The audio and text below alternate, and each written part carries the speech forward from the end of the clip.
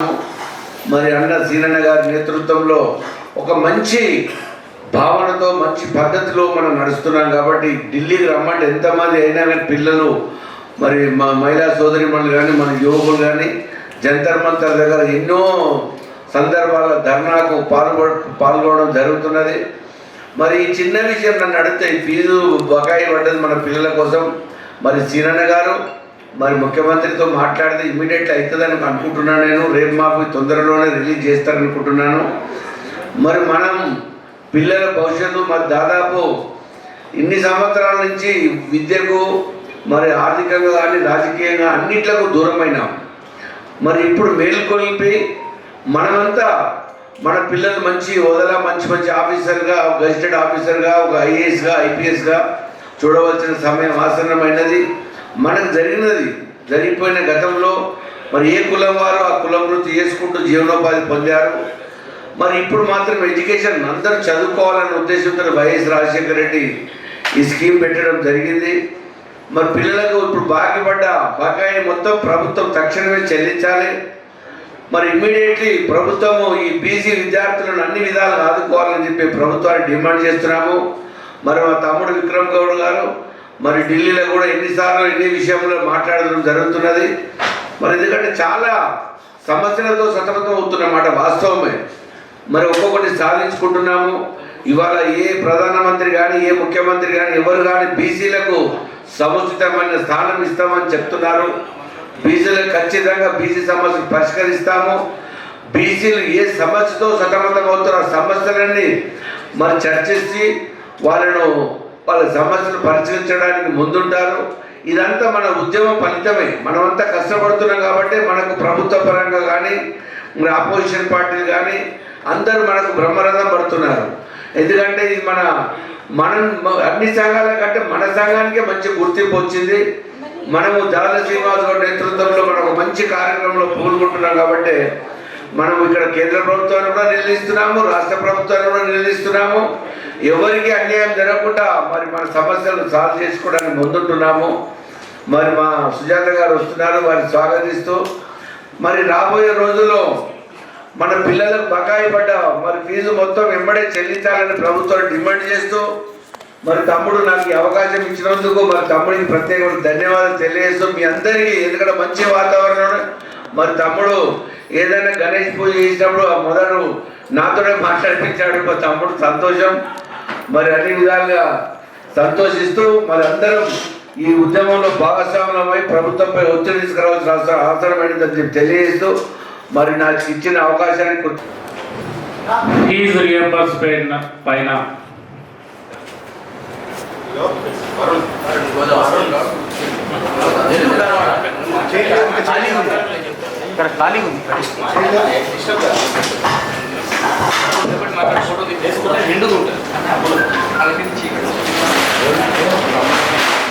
Fee reimbursement పైన స్పష్టత లేకుండా జీవో నెంబర్ 7ని తక్షణమే రద్దు చేసి యథావిధిగా పాత పద్ధతిలో నిర్వహించాలని చెప్పేసి మా ఎస్సీ/ఎస్టీ బీసీ విద్యాసంఘం డిమాండ్ చేస్తుంది.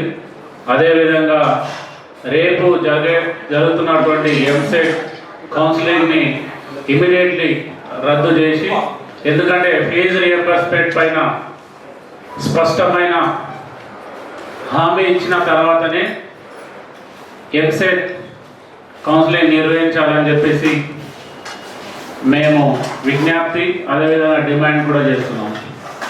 లేని పక్షంలో తెలంగాణలో ఉన్నటువంటి బహుజనులందరూ కలిసికట్టుగా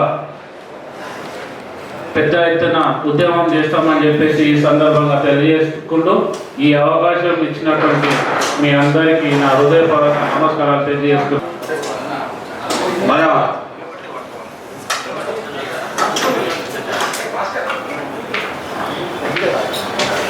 ఈరోజు మన ఫీజు రియంబర్స్మెంట్ నిధుల విడుదల గురించి జీవో నెంబర్ 7ను రద్దు చేయాలని మన జేఏసీ చైర్మన్ అయినటువంటి జాజులన్న సీనన్న గారి ఆధ్వర్యంలో కూడా ఈరోజు మన కుల సంఘాల జేఏసీ చైర్మన్ గణేష్ అన్న మరి ప్రతి ఒక్కరికి బీసీ సంఘాల నాయకులకు, విద్యార్థులకు, ప్రతి ఒక్కరికి పేరు పేరున ధన్యవాదాలు తెలియజేస్తూ, మరి ఈ కాంగ్రెస్ గవర్నమెంట్ వచ్చిన తర్వాత మన బీసీ విద్యార్థులకు ఫీజు రిమెంబర్మెంట్ ఇయ్యక చాలా వెనకబడిపోతున్నారు. మరి మేము కోరేది ఒకటే, మేము బీసీ సంఘాల నుంచి మరి విద్యార్థులకు ఫీజు రిమెంబర్మెంట్ ఇచ్చినంత వరకు కూడా ఉద్యమం ఆగకూడదని కూడా నేను ఈ సభాముఖంగా తెలియజేస్తూ, జై బీసీ, జై బీసీ. ఉన్నటువంటి విద్యా సంఘం సమక్షంలో ఫీజు రియంబర్స్మెంట్ నిధులు తక్షణమే రిలీజ్ చేయాలని చెప్పేసి డిమాండ్తో ఈరోజు జరుగుతున్నటువంటి విశ్వ సమావేశానికి సభాధ్యక్షులు జాతీయ విద్యాసంఘం అధ్యక్షుడు విక్రమ్ గౌడ్ గారు, అదేవిధంగా ఇలాంటి ముఖ్య అతిథి కుల సంఘాల జేసీ గరచారి గారు, అదేవిధంగా వర్కింగ్ ప్రెసిడెంట్ కోల్కచర్ల శ్రీనివాస్ గారు, మిగతా వేదికమైనటువంటి మహేష్ యాదవ్ గారు విద్యాసంఘం అధ్యక్షులు, మరి వివిధ కుల సంఘాల అధ్యక్షులు, బీసీ సంఘం నాయకులు, మహిళా నాయకులు, విద్యా సంఘాలు అందరికీ నా యొక్క హృదయపూర్వకమైన శుభాకాంక్షలు తెలియజేస్తున్నాను. పేద వర్గాలు, బడుగు బలహీన వర్గాలు ఎవరైతే ఉన్నారో బీసీ ఎస్సీ ఎస్టీ వాళ్ళు విద్యతోనే వాళ్ళు ఏదైనా అభివృద్ధి రావడానికి గత 30 ఏళ్ల సంది ఫీజు రియంబర్స్మెంట్ అని గత ప్రభుత్వాలు ప్రవేశపెట్టినాయి. కానీ గత ప్రభుత్వం మన ముఖ్యమంత్రి గారు ఈ మధ్యన అనేక సమావేశాలు ఏం మాట్లాడుతుందంటే, ప్రభుత్వం దగ్గర ఆస్తులు లేవు, భూములు లేవు ఇవ్వడానికి, కేవలం ఒక విద్యనే ఉంది, విద్యనే చదువుకోవడానికి మేము అన్ని వసతులు కల్పిస్తామని చెప్తున్నటువంటి ముఖ్యమంత్రి గారు రియంబర్స్మెంట్ ఫండ్స్ రిలీజ్ చేయడానికి ఎందుకు జాప్యం చేస్తున్నారో అర్థం కావడం లేదని తెలుస్తూ ఉంటారు. ఈ యొక్క విషయాన్ని సూటిగా ముఖ్యమంత్రి గారిని ప్రశ్నిస్తూ తక్షణమే రియంబర్స్మెంట్ నిధులను విడుదల చేయాలని, లేకపోతే రాబోయే రోజుల్లో జాతీయ శ్రీనివాస్ గౌడ్ నేతృత్వంలో విద్యా సంఘాలు, కుల సంఘాలు అందరూ కలిసి ఉద్యమాన్ని ఉధృతం చేస్తామని చెప్తూ, ఈ యొక్క ఫండ్స్ రిలీజ్ చేయలేకపోతే విద్యారంగంలోనే విద్యార్థుల యొక్క చదువుతో పాటే వాళ్ళ ఆసక్తి ఉద్యమాన్ని మరింత బలహీనపరచడానికి ఒక కారణం అవుతుంది. కాబట్టి తక్షణమే ఈ సమావేశం ద్వారా రాష్ట్ర ప్రభుత్వాన్ని ముఖ్యంగా సభాధ్యక్షులు, బీసీ విద్యార్థి సంఘం కేంద్ర కమిటీ అధ్యక్షులు తాటికొండ విక్రమ్ గారికి, అలాగే వేదిక మీద ఉన్నటువంటి నా బీసీ సోదరులందరికీ పేరు పేరున హృదయపూర్వక ధన్యవాదాలు. అఖిలపక్ష నాయకులు, విద్యార్థి సంఘం నాయకులు, బీసీ సంఘాల నాయకులు, ప్రతి ఒక్కరికి, మహిళా సోదరి మనందరికీ కూడా ఈ వేదిక ద్వారా స్వాగత సుమాంజలి తెలియజేస్తా ఉన్నాను. ముఖ్యంగా ఈ కాంగ్రెస్ ప్రభుత్వం వచ్చి అధికారంలోకి వచ్చి 2.5 సంవత్సరాలు గడుస్తున్నప్పటికీ కూడా గతంలో ఉన్నటువంటి 20 సంవత్సరాల నుంచి నడుస్తున్నటువంటి ఫీజు రియంబర్స్మెంట్ పథకానికి తూట్లు పొడుస్తూ ఈ పథకాన్ని ఎంతసేపటికి కూడా అమలు చేయొద్దని ఒక దృక్పథంతో ఉన్నట్టుగా ఈ ప్రభుత్వం కనబడతా ఉన్నది. గత ప్రభుత్వం కూడా పదవి దిగిపోయే ముందు 2 సంవత్సరాల నుంచి ఫీజు రియంబర్స్మెంట్ బకాయిలు ఇవ్వలేదు. ఈ ప్రభుత్వం కూడా అధికారంలోకి వచ్చిన తర్వాత మొత్తం అదే 2 సంవత్సరాలు, ఇప్పుడు 2 సంవత్సరాలు, 4 సంవత్సరాల నుంచి కూడా విద్యార్థుల జీవితాలతోటి ఈ ప్రభుత్వాలు చెలగాట మారుతా ఉన్నాయి. వీళ్ళకి ఉన్నత విద్యని, సాంకేతిక విద్యని బడుగు బలహీన వర్గాలకి దూరం చేయాలని ప్రభుత్వం నిర్ణయించుకున్నట్టుగా ఉన్నది. ప్రభుత్వానికి గాంధీ విగ్రహాలు కట్టడానికి వస్తాయి, మూసి సుందరీకరణ చేయడానికి ప్రభుత్వానికి పైసలు వస్తాయి. నిన్నటికి నిన్న వర్చువల్ మీట్లో కూడా ముఖ్యమంత్రి రేవంత్ రెడ్డి గారు ఇందిరమ్మ శ్రీశక్తి పథకం కింద గ్రామాల 8,000 గ్రామాలకి మహిళా భవనాలు కట్టించడానికి నిన్న ఓపెనింగ్ కూడా చేశాడు. అలాగే ఇందిరమ్మ చీరలు అని చెప్పేసి కూడా నిన్న ఓపెనింగ్ చేశాడు, డిజైన్లు కూడా రిలీజ్ చేసాడు. అన్ని చేయడానికి ప్రభుత్వానికి డబ్బులు వస్తున్నాయి, కానీ బడుగు బలహీన వర్గాలు, విద్యార్థి నాయకులు, విద్యార్థులు, మన బీసీ విద్యార్థులు, ఎస్సీ ఎస్టీ బీసీ మైనార్టీ విద్యార్థులు చదువుకునేటువంటి ఫీజు రియంబర్స్మెంట్ పథకానికి మాత్రము డబ్బులు వీళ్ళకి రిలీజ్ చేయడానికి డబ్బులు లేవంట. మరి దాదాపు 8,000 కోట్ల నుంచి 10,000 కోట్ల రూపాయలు బకాయిలు రిలీజ్ చేయడానికి ప్రభుత్వము నిమ్మకు నీరెత్తినట్టుగా కూర్చుంటా ఉన్నది. రేవంత్ రెడ్డి గారు విద్యాశాఖ మంత్రి తన దగ్గరనే ఉంది, ముఖ్యమంత్రి పదవి తన దగ్గరనే ఉంది. మరి విద్యార్థులకు ఎందుకు విద్యార్థుల మీద ఇంత కోపము, ఇంత అక్కసు, విద్యార్థులకు చదువుకోవాలి వద్దా అనేది ఆయననే నిర్ణయం తీసుకోవాలి. ముఖ్యమంత్రిగా ఉన్నారు మీరు, విద్యార్థులు ఓట్లు వేస్తేనే మీరు పదవులు ఎక్కారు, కానీ విద్యార్థులకి కనీసము చదువుకోవడానికి ఫీజు రియంబర్స్మెంట్ బకాయిలు కూడా విడుదల చేస్తలేదు. అంత దౌర్భాగ్య పరిస్థితిలో ఈ ప్రభుత్వం ఉందని చెప్పేసి నేను ఈ ప్రభుత్వాన్ని డిమాండ్ చేస్తా ఉన్నాను. ఇదే కాకుండా ప్రభుత్వం తరపు నుంచి వాదన వినిపిస్తే కూడా ఆ వాదనలలో కూడా స్పష్టత లేదు. ఆ స్పష్టత లేని మూలంగా కోర్టు ఏమని చెప్పిందంటే, విద్యార్థులు వాళ్ళు ప్రైవేట్ కాలేజీలకు ఫీజు రియంబర్స్మెంట్ ఇస్తలేము కాబట్టి విద్యార్థుల దగ్గర వసూలు చేసుకోవచ్చు. చదువుకోనికనే ఇబ్బంది ఉంది బీసీ, ఎస్సీ, ఎస్టీ, మైనారిటీ వర్గాల కంటే, వాళ్ళ దగ్గర ఫీజులు వసూలు చేసుకోవచ్చు అని కోర్టు కూడా చెప్తుంది. కోర్టులో కూడా ప్రభుత్వం బాధలు కరెక్ట్గా ఇంపినందుకే ఈ దౌర్భాగ్య పరిస్థితి ఏర్పడ్డది. దీని మీద జీవో నెంబర్ 7 కూడా తీసుకొచ్చారు. ఆ జీవో నెంబర్ 7 కూడా ఇమ్మీడియట్ గా తక్షణమే రద్దు చేయాలని చెప్పేసి బీసీ సంఘాల నుంచి కూడా ఉద్యమాలు చేయడం జరిగింది. అలాగే మేము చెప్తా ఉన్నది ఏంటంటే, తక్షణమే ఫీజు రియంబర్స్మెంట్ అమలు చేయాలి, పాత పద్ధతిలోనే అమలు చేయాలి. ఈ సంవత్సరము రేపటి నుంచి మే 27 తారీఖు నుంచి పాలిసెట్ కౌన్సిలింగ్ నడుస్తూ ఉన్నది కాబట్టి ఈ కౌన్సిలింగ్ల కంటే ముందే ప్రభుత్వం ఏదో ఒకటి విద్యార్థుల పైన చొరవ చూపాలి. పాత పద్ధతుల ఫీజు రియంబర్స్మెంట్ పథకాన్ని అమలు చేస్తారా, లేకపోతే మేము అమలు చేస్తామని హామీ ఇస్తారా, లేకపోతే కౌన్సిలింగ్ ఆపేస్తారా, ఏదో ఒకటి తేల్చుకోవాలి. తేల్చుకున్న తర్వాత మాత్రమే రేపు కౌన్సిలింగ్ మొదలు పెట్టాలి. లేకపోతే మా జాతర సీనన్న గారి నాయకత్వంలో, బీసీజేఏసీ చైర్మన్ గారి నాయకత్వంలో పెద్ద ఎత్తున తెలంగాణలో ఉద్యమం చేపడతాం. విద్యార్థుల పక్షాన మా బీసీజేఏసీ కూడా అందరం కూడా పోరాడతాము. మేము ఉద్యమాలకు ఎప్పుడు కూడా వెనక తగ్గేది లేదు. విద్యార్థుల జీవితాలే మాకు కావాలి, విద్యార్థుల చదువులే మాకు కావాలి, విద్యార్థుల భవిష్యత్తే మాకు కావాలి. ఎందుకంటే ఎస్సీ, ఎస్టీ, బీసీ, మైనార్టీ గురుకుల హాస్టళ్లలో కూడా మా పిల్లలే ఉంటారు కాబట్టి మా పిల్లల కోసం మేము దేని గురించి అయినా మేము కొట్లాడతామని చెప్పేసి మేము తెలియజేస్తూ, ఇమ్మీడియట్ గా మీరు ఈరోజు అఖిలపక్ష రాజకీయ పార్టీల విస్తృత స్థాయి సమావేశంలో పాల్గొన్నందుకు నమస్కారాలు తెలియజేస్తూ, ప్రభుత్వానికి పట్టుకొమ్మలే విద్యార్థులు, అట్లాంటి వారికి ఫీజు రియంబర్స్మెంట్ ఇవ్వాలని చెప్పేసి అని ప్రభుత్వానికి తెలియదా?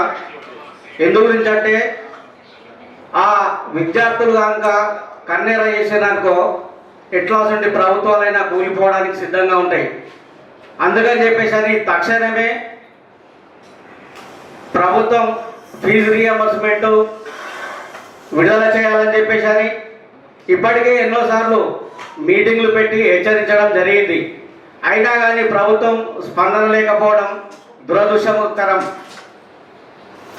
ఏది ఏమైనా మట్టుకు ఈరోజు కానీ రేపు కానీ 2-3 రోజులలో ప్రభుత్వం తక్షణమే ఫీజు రియంబర్స్మెంట్ చేసేసి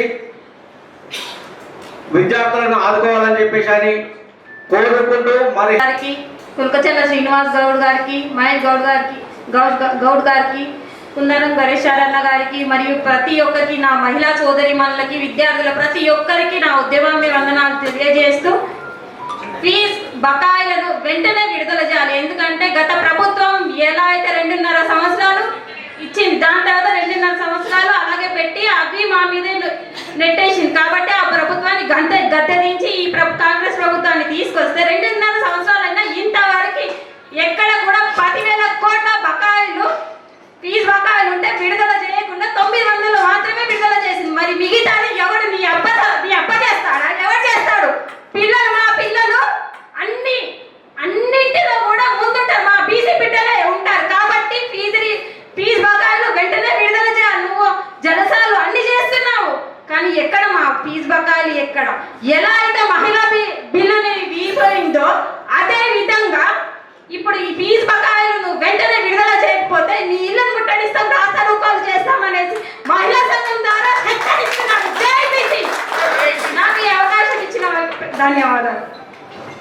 రాష్ట్ర ప్రభుత్వాలు మారారు, అయినప్పటికీ గత ప్రభుత్వంలో ఎవరికీ లేనంత ఇబ్బంది బీసీ విద్యార్థులకు 10,000 ర్యాంకు నిబంధనలు పెట్టడం, అదేవిధంగా గత ప్రభుత్వంలో 3 సంవత్సరాలు, వచ్చిన ప్రభుత్వం 2.5 సంవత్సరాలు కాలయాపన చేసి ₹1 కూడా ఇవ్వకపోవడంతో పేద బీసీ వర్గాలు చదువుకు దూరం అవుతూ మన కులవృత్తులకు దగ్గరయ్యే పరిస్థితి ఏర్పడ్డది. ఎడ్యుకేషన్ హబ్గా ఉండే హైదరాబాద్ తెలంగాణను ఇక్కడ నుంచి కమర్షియల్ హబ్గా మార్చే పనిగా ఈ ప్రభుత్వాలు ఏర్పడ్డందుకు నేడు అఖిలపక్ష నాయకులతోని రౌండ్ టేబుల్ సమావేశం నిర్వహించడం జరిగింది. ఇక్కడికి ముఖ్య అతిథులుగా కుల సంఘాల జేఏసీ చైర్మన్ అన్న కుందారం గణేశారి గారు, అదేవిధంగా బీసీ సంక్షేమ సంఘం వర్కింగ్ అధ్యక్షులు మా సోదరులు కుల్కచర్ల శ్రీనివాస్ ముదిరాజు గారు, అదేవిధంగా మా సహచరులు విద్యార్థి సంఘం రాష్ట్ర అధ్యక్షుడు మహేష్ యాదవ్ గారు, అదేవిధంగా విద్యార్థి సంఘం రాష్ట్ర జేఏసీ చైర్మన్ రామకృష్ణ గారు, అదేవిధంగా కౌల జగన్నాథన్ గారు, దీటి మల్లన్న గారు, అదేవిధంగా మహిళ తారకేశ్వరి గారు, స్వర్ణక్క గారు, అందరూ మిగిలిన మహిళలు కూడా ఉన్నారు. అందరి పేరు కూడా చెప్తాం. ఇక్కడ వచ్చిన పెద్దలందరికీ పేరు పేరున గజ్జల సత్యం గారు పేరు పేరున బీసీ విద్యార్థి ఉద్యమ వందనాలు.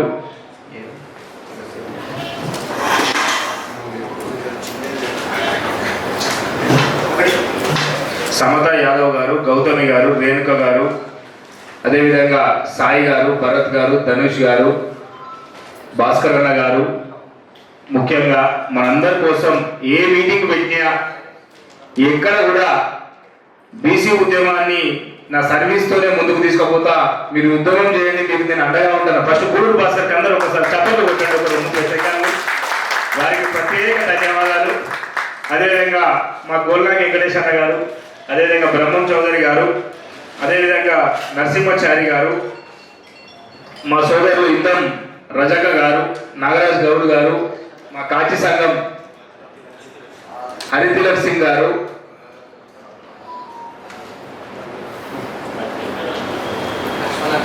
లక్ష్మణాచారి గారు, అదేవిధంగా మా గంగిరెద్దుల సంఘం అన్న నరసింహ గారు. ఎప్పుడు ఏదున్నా ఆరోగ్యం బాగున్నా బాగాలేకపోయినా బీసీ సోదరులతోనే మేము ముందుకు పోతాను వచ్చే నరసింహ గారు, మా నరసింహ నాయక్ గారు, అదేవిధంగా బీసీ జేఏసీ వర్కింగ్ చైర్మన్ గుజకృష్ణ అన్న. ఏ మీటింగ్ ఉన్నా పాపం మేమందరం 8 గంటలకు వస్తాయని 6 గంటలకే రావడం, మేమందరం 9 గంటలకు వస్తాయని 7 గంటలకే రావడం, కష్టపడి అన్నిట్లలో కూడా తీసుకుపోయి కోఆర్డినేషన్ చేసే మా గుజకృష్ణ అన్న గారికి ప్రత్యేక ధన్యవాదాలు. ఇప్పుడు ఈ సభను ఉద్దేశించి, ఈ రౌండ్ టేబుల్ కాన్ఫరెన్స్ ఉద్దేశించి ప్రసంగించవలసిందిగా, ఎందుకంటే ఈ విశ్వాన్ని తయారు చేసేది విశ్వబ్రహ్మణుడే కాబట్టి, విశ్వబ్రహ్మణుడు లేదు విశ్వం లేదు కాబట్టి మన మీటింగ్ కూడా మొదటిగా మా సోదరులు అన్న గణేశారి గారితో ప్రారంభ ఉపవాసం. ఎందుకంటే మనం ఏదైనా చేసే ముందు దీపం ముట్టిస్తేనే స్టార్ట్ అవుతుంది కాబట్టి పెద్దలు గౌరవనీయులు మా సోదరులు గణేశారి గారిని ప్రారంభించవలసిందిగా కోరుతున్నాను. సభాధ్యక్షులు తమ్ముడు, కేంద్ర కమిటీ అధ్యక్షులు, విద్యార్థి అధ్యక్షులు తాటికొండ విక్రమ్ గౌడ్ గారికి, అదేవిధంగా రాష్ట్ర బీసీ సంక్షేమ సంఘం వర్కింగ్ ప్రెసిడెంట్ కుల్కచర్ల సీన్ ముదిరాజు గారికి, అదేవిధంగా విద్యార్థి అధ్యక్షుడు రాష్ట్ర అధ్యక్షుడు మహేష్ యాదవ్ గారికి, మరో తమ్ముడు చాలా కష్టపడుతున్న ఈ మధ్య వేముల రామకృష్ణ గారికి, మరి మా జగన్నాథం గారికి, మరి మల్లయ్య భట్ గారికి, నాయక్ గారికి, మరి తదితర సోదరిమణులు తారకేశ్వరి గారికి, అందరికీ పేరు పేరున మంచి వాతావరణంలోనే మనం ప్రభుత్వంపై పోరాటం చేస్తున్నాము. ఖచ్చితంగా ప్రభుత్వము పిల్లల బకాయి పడ్డ ఫీజులు మొత్తం చెల్లించాలని డిమాండ్ చేస్తూ, మరి రాబోయే రోజుల్లో మన సంఘానికి ఒక గుర్తింపుగా ప్రభుత్వం గుర్తిస్తుంది.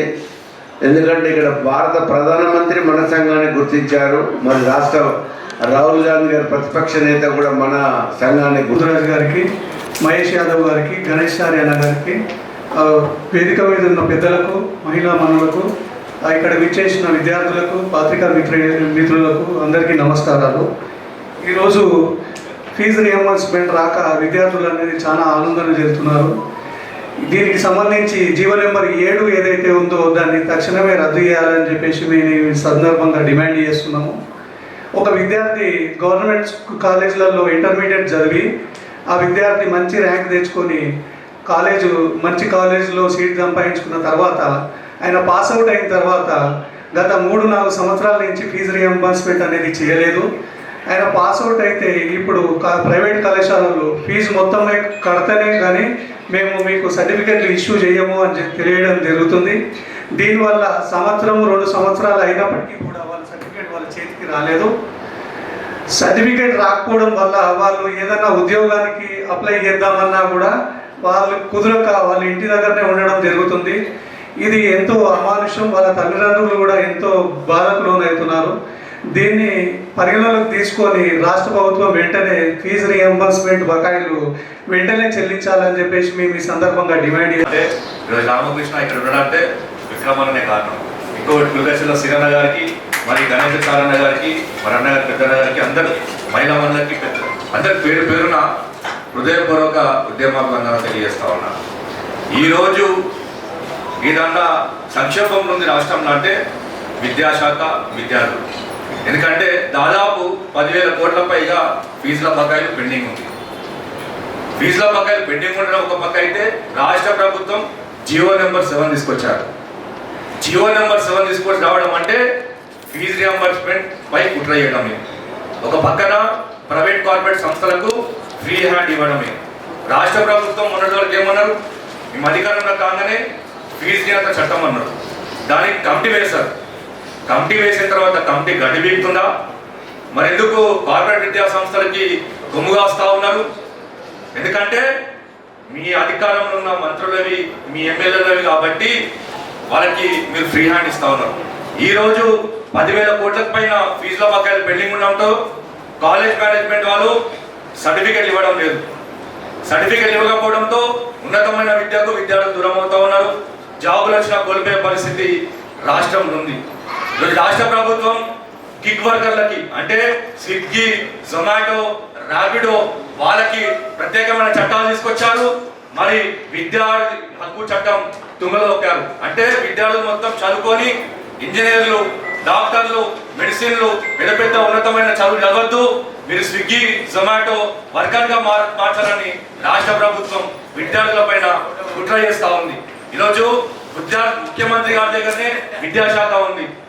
ముఖ్యమంత్రి గారి దగ్గర ఉన్న విద్యాశాఖకి బడ్జెట్ కేటాయించకపోతే మరి వేరే శాఖ పరిస్థితి ఏంటని చెప్పి రాష్ట్ర ప్రభుత్వాన్ని ప్రశ్నిస్తా ఉన్నాం. ఓహో, మీకు కమిషన్ రావనా? అందుకే బడ్జెట్ ఇవ్వట్లేదా? కమిషన్ కావాలంటే చెప్పండి. ఇక్కడ ఉన్న వాళ్ళ తల ఇన్ని డబ్బులు వేసుకొని సెక్రటరీ పోయి ఇక్కడ పడేస్తాం, చిల్లర పైసలు పడేస్తాం. కానీ ఆ పేద విద్యార్థులకి, బడుగు బలహీన వర్గాల విద్యార్థులకి చదువుకునే అవకాశం ఇవ్వండి. ఎందుకంటే ఈరోజు ఇంటిగ్రేటెడ్ గురుకులాలు తీసుకొస్తాడు. ఎందుకు మీరు ఇంటిగ్రేటెడ్ గురుకులాలు? మీరు ఇంటిగ్రేటెడ్ పెళ్లి చేస్తారా? మా వాళ్ళకి మీరు పిల్లలు ఇస్తారా? మీ చదువులో మాత్రం ఇంటిగ్రేటెడ్ గురుకులాలు తీసుకొస్తారు. ఈరోజు ఫ్యూచర్ సిటీ అంటా ఉన్నారు. ఫ్యూచర్ లేదు. ఫ్యూచర్ సిటీ మాకెందుకు? రాష్ట్ర ప్రభుత్వాన్ని తక్షణమే డిమాండ్ చేస్తా ఉన్నాం. పెండిన ఫీజుల బకాయిలు చెల్లించాలి. జియో నెంబర్ 7 రద్దు చేయాలి. లేకపోతే పెద్ద ఎత్తున ఈరోజు పక్క దేశాలలో స్కూల్ పిల్లలకి, పాఠశాలలో చదువుకున్న పిల్లలకి డిజిటల్ క్లాసులు పెడుతుంటే ఇక్కడ రాష్ట్ర ప్రభుత్వం ఏమో 3,000 పైన స్కూళ్ళు తీసేస్తారు. వాళ్ళకి ఎందుకు స్కూల్ పిల్లలు ఎందుకు తీసేస్తారని అడిగితే విద్యార్థులు లేరని అంటారు.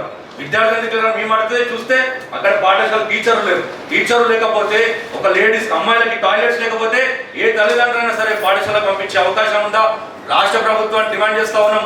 ఎందుకంటే ఈరోజు జియో నెంబర్ ఈరోజు కోర్టుకు కూడా ఈరోజు కౌంటర్ ఫైల్ చేయలేదు. అనేకమైన పోరాటాలు చేసి అందరం పోరాటాలు చేసి కౌంటర్ ఫైల్ చేయాలని చెప్పి కొట్లాడితే అప్పుడు కౌంటర్ ఫైల్ చేసినప్పుడు కూడా అడ్వకేట్ జనరల్ గారు ఏమంటారు, మాకు దీనికి సంబంధం జియో నెంబర్ 7 మాకు స్పష్టత లేదు, మాకు టైం ఇవ్వాలంటే కోర్టు ఏమంటారు, టైం పాసా, ఎన్నిసార్లు మీకు టైం ఇవ్వాలి అని చెప్పి కోర్టు అరెస్ట్ చేస్తారు. అంటే రాష్ట్ర ప్రభుత్వం విద్యార్థుల మీద అస్సలు పట్టించుకోవడం లేదు.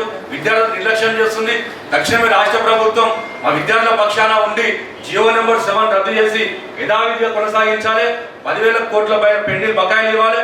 లేకపోతే రాష్ట్ర ప్రభుత్వంతో తాడో పేడో తెచ్చుకుంటాం. ఎందుకంటే 14 లక్షల మంది విద్యార్థులు చదువుకుంటే ఏ రాష్ట్ర ప్రభుత్వమైనా కుప్పకూల్చాల్సిందే. భవిష్యత్తులో విక్రమన్న గారి నేతృత్వంలో మరి ఏ నిర్ణయం తీసుకున్నా కూడా మేము సహకరిస్తామని చెప్పి పెద్ద ఎత్తున ఆందోళనకు మేము కూడా సిద్ధమవుతామని చెప్పి తెలియజేస్తూ ముగిస్తా ఉన్నా. జై హింద్.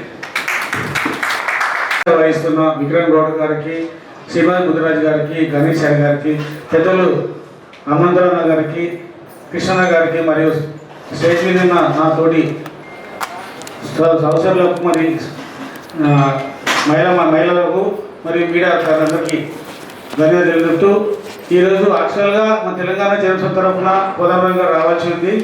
సార్ వచ్చి జననాట్యం అంటే మీటింగ్లో ఉన్నారు, రావడానికి వస్తున్నారు, ప్రయత్నం చేస్తున్నారు. సార్ తరఫున నేను వచ్చాను. ఇందాక మా విద్యార్థి తెలంగాణ విద్యార్థి జనసభ తరుణ్ గారు అన్ని విషయాలు చెప్పారు. దాంతోపాటు మా Telangana Janasamithi BC federation BC తరఫున నేను కూడా మా తెలంగాణ తరఫున మీ అందరితో ఈ పోరాటంలో ప్రతి విషయంలో కానీ జీవో సమాంతరం చేయడం కానీ విద్యార్థుల ఫీజు రీయింబర్స్మెంట్ విషయంలో కానీ మీతో పాటు ఉండి మీ పోరాటంలో మా పార్టీ సహకరిస్తుంది. ఎల్లప్పుడూ మీతో పాటు మా కోదండరాం గారు కానీ మేము కానీ ఏపీ ప్రకారం మీద ప్రయత్నం చేస్తామని తెలియజేస్తూ ఈ అవకాశం కల్పించినందుకు ధన్యవాదాలు. కేసీఆర్ కుటుంబం విద్యార్థుల పట్ల అవలంబించిన తీరు ఇవాళ మన అందరికీ తెలిసిన విషయమే. వారు విద్యార్థులతో పెట్టుకొని వాళ్ళు ఎక్కడున్నారో మన అందరికి కూడా తెలుసు. ఇవాళ ఫీజుల రియంబర్స్మెంట్ పథకం పేద మధ్యతరగతి విద్యార్థులకు ఫీజులు ఇవ్వకుండా, అటు కళాశాల యాజమాన్యాలు సర్టిఫికెట్లు ఇవ్వకుండా ఈ రకంగా విద్యార్థులు దాదాపుగా 12.4 లక్షల మంది, అంటే దాదాపు 13 లక్షల మంది విద్యార్థులు సతమతం అవుతా ఉన్నారు ఈ ఫీజు రియంబర్స్మెంట్ రాక. ఇవాళ ఫీజుల రియంబర్స్మెంట్ పథకాన్ని వైఎస్ రాజశేఖర రెడ్డి గారు 2008 సంవత్సరంలో తీసుకురావడం జరిగింది. దీనికి కారణం ఇవాళ రాష్ట్రంలో అప్పటి ఉమ్మడి ఆంధ్రప్రదేశ్లో బీసీలు, ఎస్సీలు, ఎస్టీలు చదువుకు దూరం అవుతా ఉన్నారు. ఇవాళ ఇంజనీరింగ్ కానీ, లా కానీ, మెడిసిన్ కానీ చదవాలని అంటే లక్షల ఫీజులు కట్టలేరు. కాబట్టి ఇవాళ విద్యార్థులకు మేము అధికారంలోకి వచ్చిన తర్వాత స్కాలర్షిప్ ఫీజు రియంబర్స్మెంట్ ఇస్తామని చెప్పి ఇవాళ ఆనాడు వైఎస్ రాజశేఖర రెడ్డి గారు ఎంతో గొప్పగా ఆదరించి ఇవాళ విద్యార్థులకు ఇవాళ వరమైనటువంటి ఈ పథకం, ఇవాళ వైఎస్ రాజశేఖర రెడ్డి గారు ఉన్నప్పుడు చాలా బ్రహ్మాండంగా నడిచినటువంటి ఈ పథకం ద్వారా ఇవాళ పేద మధ్య తరగతి విద్యార్థులు ఇవాళ విదేశాలలో స్థిరపడాలంటే, ఇవాళ పెద్ద ఉన్నత చదువులు చదువుకోగలిగిందంటే వైఎస్ రాజశేఖర రెడ్డి గారు మాత్రమే ఈ పథకానికి కారకుడు. ఇవాళ అంతటి పథకం ఇవాళ కల్వకుంట్ల కుటుంబం అధికారంలోకి వచ్చిన తర్వాత ఇవాళ విద్యా వ్యవస్థను పూర్తిగా నీరుగార్చి విద్యార్థులకు ఉద్యోగాలు కల్పించకుండా ఇవాళ విద్యార్థులతోటి జీవితాలతో చెలగాటమాడుతూ దాదాపుగా వాళ్ళు 8,000 కోట్ల పెండింగ్లో బకాయిలు పెట్టిపోవడం జరిగింది. నేడు రేవంత్ రెడ్డి గారు అధికారంలోకి వచ్చిన తర్వాత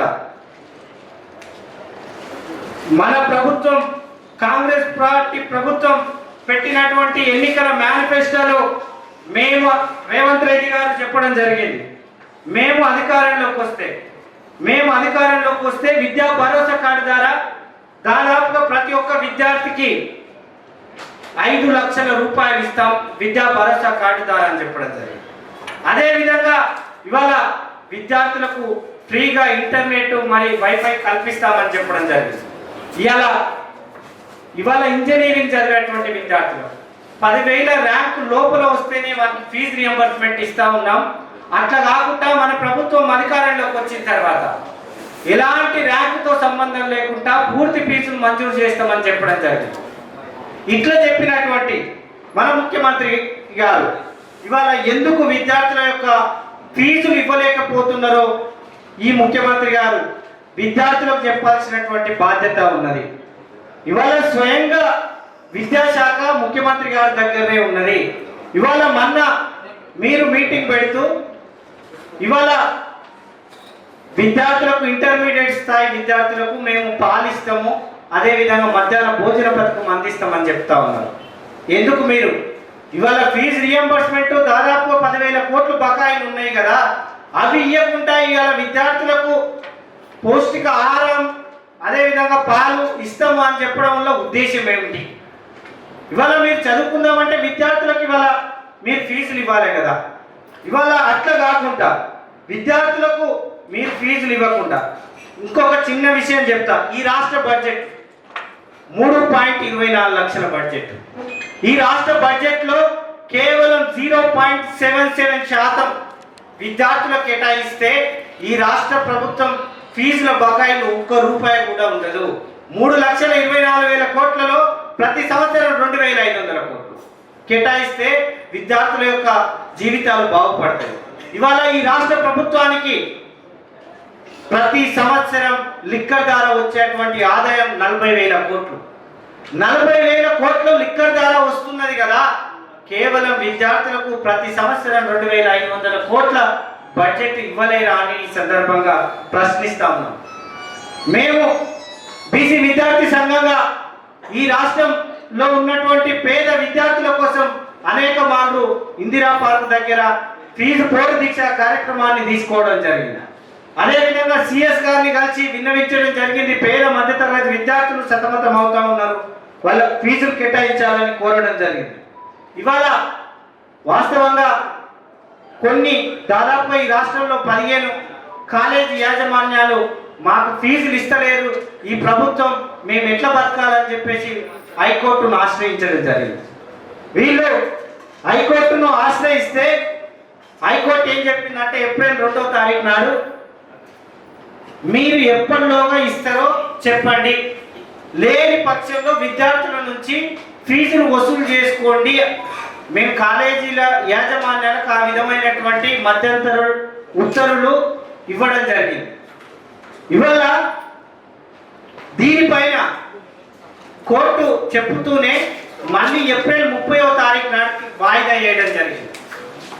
ఈ ప్రభుత్వం ఏం చేసిందంటే ఏప్రిల్ 29వ తారీఖు నాడు జీవో నెంబర్ 7 తీసుకురావడం జరిగింది. జీవో నెంబర్ 7 ఉద్దేశం ఏమిటంటే గతంలో స్కాలర్షిప్లు ఫీజు రియంబర్స్మెంట్ కాలేజీ యాజమాన్యం యొక్క అకౌంట్లో పడేది. మేము ఇప్పుడు వచ్చే విద్యా సంవత్సరం నుంచి విద్యార్థి అకౌంట్లోనే మేము ఫీజు రియంబర్స్మెంట్ వేస్తాము. అది చెబుతూనే మేము విద్యార్థి యొక్క అకౌంట్లో వేసినప్పుడు మాత్రమే మీరు ఫీజులు తీసుకోవాలి, అంతవరకు దగ్గర తీసుకోవద్దు అంటే ఒక పక్క చెప్పుతూనే ఒక పక్క వసూలు చేసుకునే అధికారం ఇచ్చినటువంటి జీవో. అదేవిధంగా ఈ జీవో ఇవాళ మేమేమంటున్నామంటే అదేదో విద్యార్థికి వేయడం వల్ల ప్రయోజనం ఏముంది? ఇవాళ ఆ వయసులో దాదాపు ఇంటర్ చదివేటువంటి డిగ్రీ చదివేటువంటి విద్యార్థులు వాళ్ళ డైరెక్ట్ వాళ్ళ అకౌంట్లో వేయడం ద్వారా ఇవాళ వాళ్ళు మిస్యూజ్ చేసే అవకాశం ఎక్కువగా ఉంటుంది. ఇవాళ కాలేజీలకు డైరెక్ట్ బదిలీ చేయడం ద్వారా ఆ ఫీజు రియంబర్స్మెంట్ విద్యార్థులకు మేలు జరుగుతుంది. కాబట్టి ఈ రాష్ట్ర ప్రభుత్వం నేరుగా కాలేజీ యాజమాన్యాలకు ఇచ్చే విధంగా, అదేవిధంగా దాదాపుగా ఇప్పటి వరకు ఉన్నటువంటి 10,000 కోట్ల బడ్జెట్ను విద్యార్థులకు తక్షణమే విడుదల చేసి ఇంకొక జూన్ 12 నుంచి విద్యా సంవత్సరం ప్రారంభం అవుతుంది. కాలేజీ యాజమాన్యాలు విద్యార్థి లోకం స్కాలర్షిప్ వస్తుందా లేకపోతే ఏ రకమైనటువంటి షరతులు ఈ రాష్ట్ర ప్రభుత్వం పెడుతుందని అయోమయంలో ఉన్నది. కాబట్టి ఈ రాష్ట్ర ప్రభుత్వం తక్షణమే విద్యార్థులకు మేము డైరెక్ట్గా విద్యార్థులకు ఇస్తాం, లేకపోతే కాలేజీ యాజమాన్యాలకు చెల్లిస్తాం, ఏదో ఒకటి క్లియర్గా చెప్పండి. చెప్పకపోవడం వల్ల సర్టిఫికెట్లు చాలా మంది ఇప్పటికే కోర్స్ అయిపోయినటువంటి విద్యార్థుల యొక్క సర్టిఫికెట్లు కాలేజీలలో ఉన్నాయి.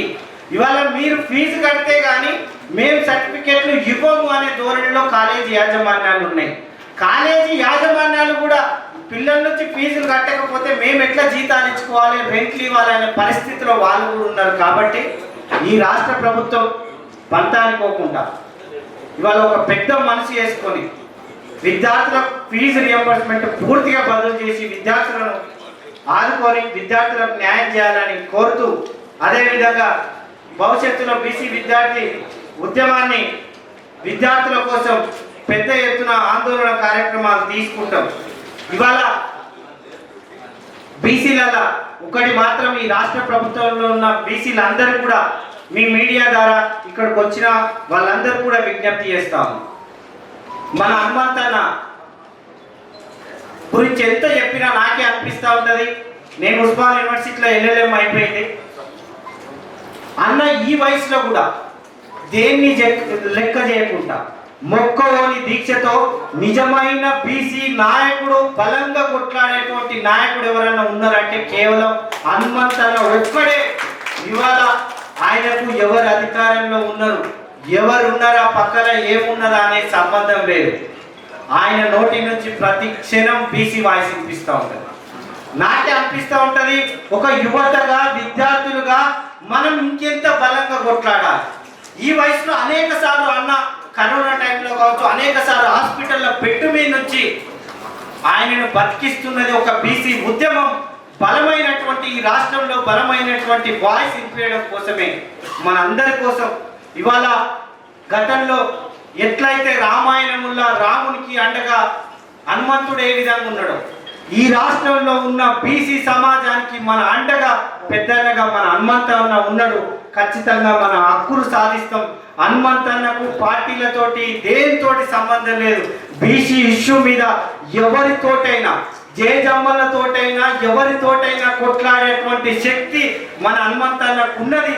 మనం హనుమంతన్నని ప్రతి ఒక్క యువత ఆదర్శంగా తీసుకొని, మనమందరం కూడా అన్నగారిని ఆదర్శంగా తీసుకొని ఈ రాష్ట్రంలో బీసీలందరం కూడా ఒక్కతాటి మీదకి వచ్చి ఈ రాష్ట్ర ప్రభుత్వం మీద రాబోయేటువంటి బీసీ రాజ్యంలో మనమందరం కూడా మన యొక్క హక్కులు సాధించుకోవడం కోసం మనమందరం కూడా ముందుకు కదలాలని కోరుకుంటూ నాకు ఈ అవకాశం ఇచ్చిన పెద్దలందరూ కూడా పేరు పేరున ధన్యవాదాలు తెలియజేసుకుంటాం.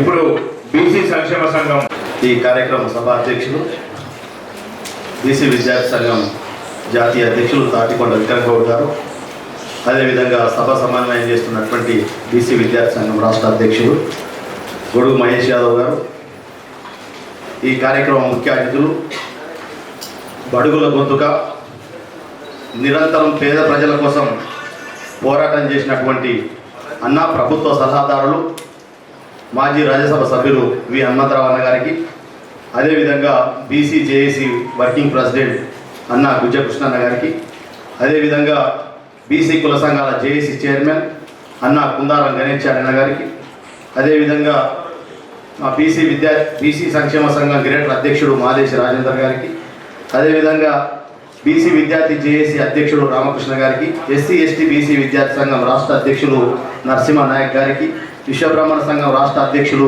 అన్న కవిల జగన్నాథమన్న గారికి, గంగపుత్ర సంఘం రాష్ట్ర అధ్యక్షులు అన్న దీని మల్లన్న గారికి, టీజేఎస్ పార్టీ అన్న ప్రతినిధి అన్న జశ్వంత్ అన్న గారికి, మా గజ్జల సత్యరాజ్ గౌడ్ గారికి, అదేవిధంగా బీసీ మహిళా సంఘం రాష్ట్ర ప్రధాన కార్యదర్శి తారకేశ్వర్ గారికి, సంధ్యారాణి గారికి, స్వర్ణ గారికి, గౌతమ్ గారికి, సుజాత గారికి, అదేవిధంగా ఈ వేదిక వెళ్ళినటువంటి మా అన్న గంగిరేదుల సంఘం రాష్ట్ర అధ్యక్షులు అన్న నరసింహన్న గారికి, కొప్పుల చంద్రగౌడ్ గారికి, నాగరాజు గారికి, ఇంద్రం గారికి, వరుణ్ గారికి, అదేవిధంగా అన్న నరసింహన్న గారికి, బ్రహ్మచార్యన్న గారికి, రాజు గారికి, భరత్ గారికి, సాయి గారికి, ప్రతి ఒక్కరికి కూడా సీనన్న గారికి, ఈ కార్యక్రమంలో అదేవిధంగా బండిగారు రాజు గారికి, భాస్కర్ గారికి, ముఖ్యంగా ఈ కార్యక్రమాన్ని అంతటి కూడా ఓపికతో మనందరినీ ఎండలకు కూడా ప్రశాంతంగా వస్తున్నటువంటి మా బీసీ వజన సంఘం రాష్ట్ర ఉపాధ్యక్షులు గూడూరు భాస్కర్ మేర గారికి, ఈ కార్యక్రమంలో పాల్గొంటున్న ప్రతి ఒక్కరికి కూడా పేరు పేరున ఉద్యమాభివందనలు తెలియజేసుకుంటూ, ముఖ్యంగా ఈరోజు జాదుల సీనన్న గారి నేతృత్వంలో, జాదుల సీనన్న గారి ఆదేశాల మేరకు ఈ తెలంగాణ రాష్ట్రంలో బడుగు విద్యార్థుల యొక్క ఫీజులను ప్రభుత్వమే చెల్లించాలనే ప్రధానమైన డిమాండ్తోన ఈరోజు మా బీసీ విద్యార్థి సంఘం నేతలు ఈరోజు రౌండ్ టేబుల్, అఖిలపక్ష రాజకీయ పార్టీల రౌండ్ టేబుల్ సమావేశం నిర్వహించడం జరుగుతుంది. మరి ఈరోజు రాష్ట్రంలో మనం అందరం కూడా చూస్తూ ఉన్నాం, రోజు రోజుకు బడుగుల విద్యకు దూరం చేసేటువంటి పరిస్థితి ఏర్పడింది. దీనికి కారణం ఎవరు ఏందని మనం ఒకసారి విశ్లేషించుకుంటే, ఏ ప్రభుత్వాలైనా కూడా, ప్రస్తుత ప్రభుత్వమైనా ఇంతకుముందు ప్రభుత్వమైనా, బడుగుల విద్యను అందించకుండా బడుగు విద్యార్థులను విద్యకు దూరం చేసేటువంటి కుట్రలో భాగంగా ఆనాటి బీఆర్ఎస్ ప్రభుత్వం బీజం వేసింది. ముఖ్యంగా ఏదైతే బీసీ విద్యార్థుల ఫీజులు పెండింగ్లో పెట్టి ఈ విద్యార్థులను చదువుకోనివ్వకుండా విద్యకు దూరం చేసేటువంటి కుట్ర ఆ రోజు బీఆర్ఎస్ ప్రభుత్వం చేసింది. దానినే ఈరోజు కంటిన్యూ చేస్తూ ఆ రోజు అధికారంలో ఉన్నటువంటి పార్టీకి వ్యతిరేకంగా ప్రస్తుతం ఉన్నటువంటి అధికారంలో కాంగ్రెస్ పార్టీ కూడా ఆ రోజు ఎన్నికల హామీలో కూడా ఈ బీసీ విద్యార్థులకు మొత్తం ఫీజులు అంటే ఏ ర్యాంకుతో సంబంధం లేకుండా పూర్తి ఫీజులు ప్రభుత్వమే చెల్లిస్తామని చెప్పి ఎన్నికల లాంటి మేనిఫెస్టోలో కూడా ఈరోజు కాంగ్రెస్ ప్రభుత్వం పెట్టింది. ఈరోజు పెట్టిన తర్వాత మరి 2.5 సంవత్సరాలు గడుస్తుంది. మా అన్న హనుమంతరావు అన్న గారు ఎందుకంటే ప్రభుత్వ సలహాదారులు ఎప్పుడైనా ఇంటైనా బయటైనా తెలంగాణ రాష్ట్రమైనా ఢిల్లీ వేదికైనా బడుగుల గొంతుకగా ఉన్నటువంటి ఏకైక నాయకుడు మన హనుమంతన్న మన దగ్గర రావడం మనందరూ కూడా అదృష్టం. ఎందుకంటే రేపు 27వ తారీఖు నుంచి రేపే పాలిటెక్నిక్ కౌన్సిలింగ్ ప్రారంభమవుతుంది. ఈ పాలిటెక్నిక్ కౌన్సిలింగ్ ప్రారంభపడే టైంలో ప్రభుత్వం ఏం చేసిందంటే ఒక జీవో నెంబర్ 7ని తీసుకొచ్చింది. ఆ జీవో నెంబర్ 7 ఏందనంటే విద్యార్థుల అకౌంట్లో మేము డబ్బులు వేస్తాం, ప్రభుత్వం విద్యార్థులే కాలేజీలు కట్టుకోవాలని చెప్పి ఒక జీవో నెంబర్ తీసుకొచ్చిందన్న. ఆ జీవో ఈరోజు బీసీ విద్యార్థులకు ఉరితాడు లాంటిదన్న.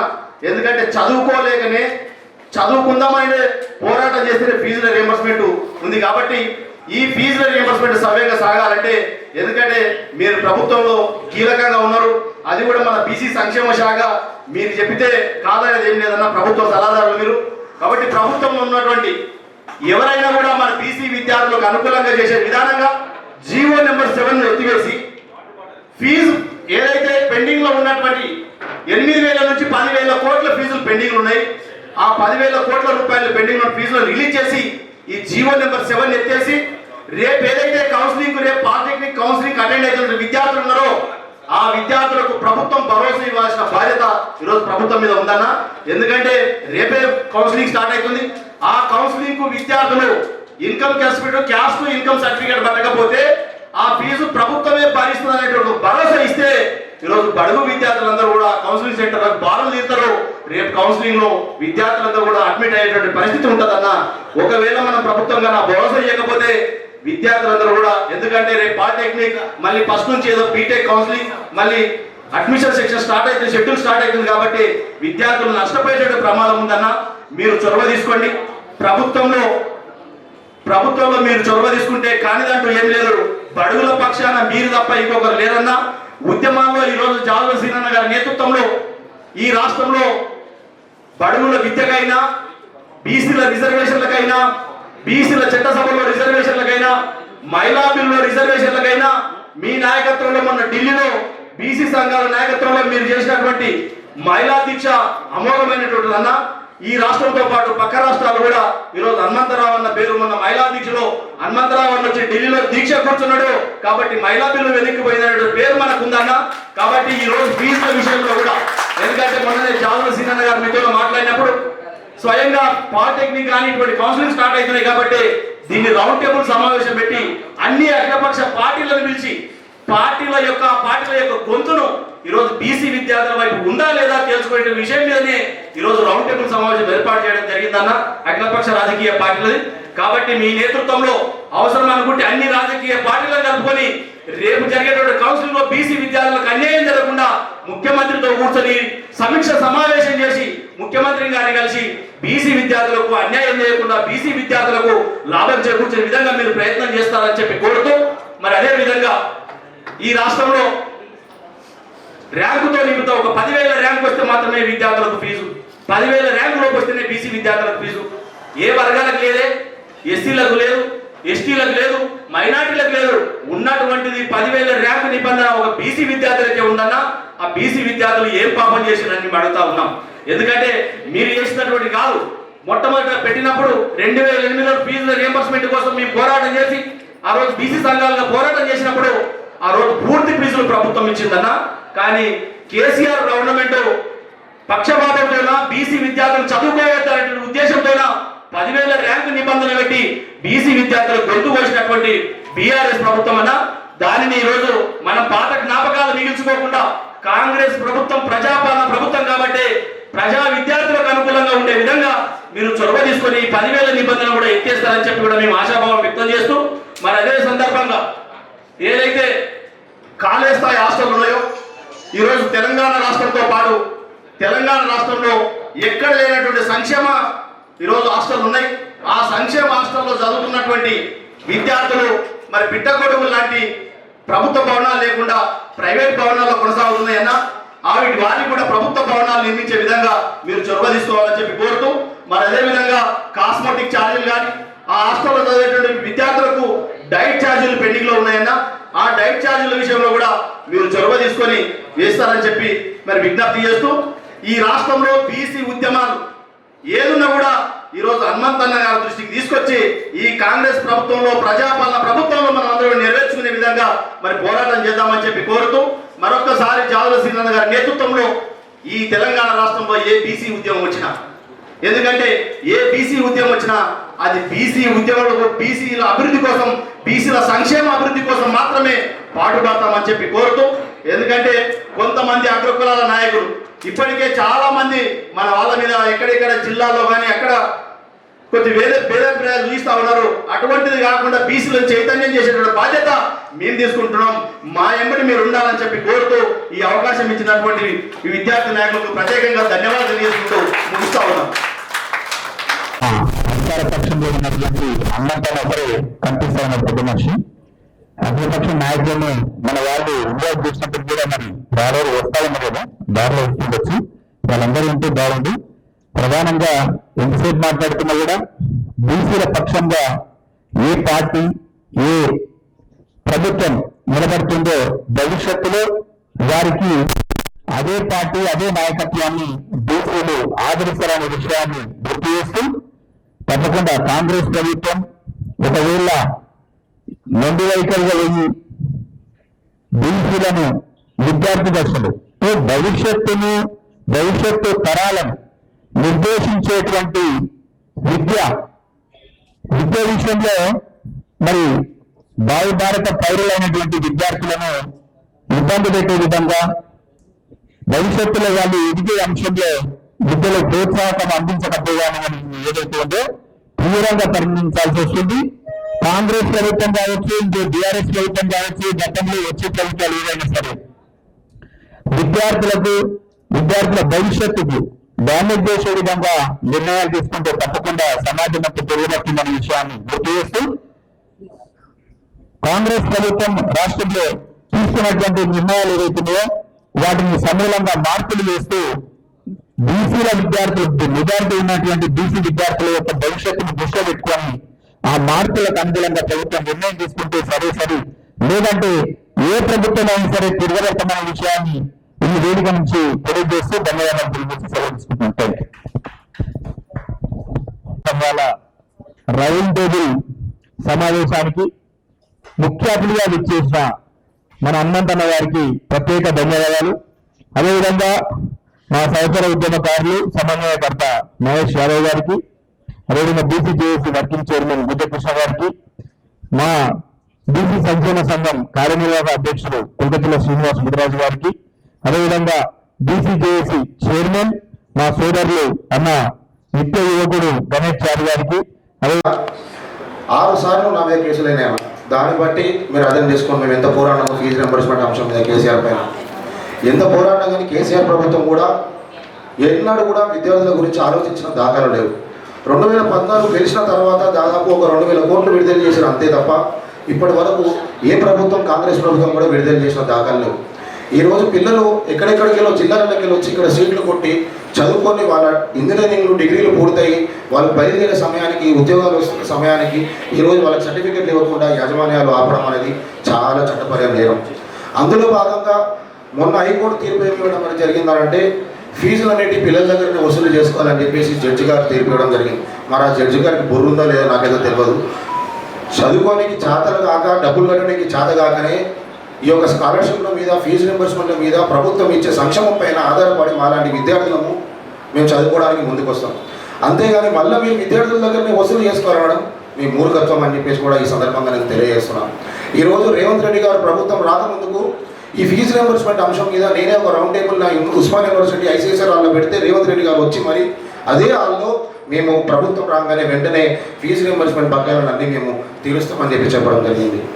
ఈ రకంగా చూసుకుంటే దాదాపు 200 నుండి 350 కాలేజీలు, ప్రైవేట్ ఇంజనీరింగ్ కాలేజీలు, చిన్న చిన్న ఎయిడెడ్ కాలేజీలు పూర్తిగా మూసేయడం జరిగింది. ఎందుకంటే ఫీజు రింబర్స్మెంట్ వెళ్ళక, ఫీజు రింబర్స్మెంట్ రాక వాళ్ళకి కోట్లలో అప్పులై కొంతమంది చైర్మన్లు సూసైడ్ చేసుకొని కూడా చనిపోవడం జరిగింది.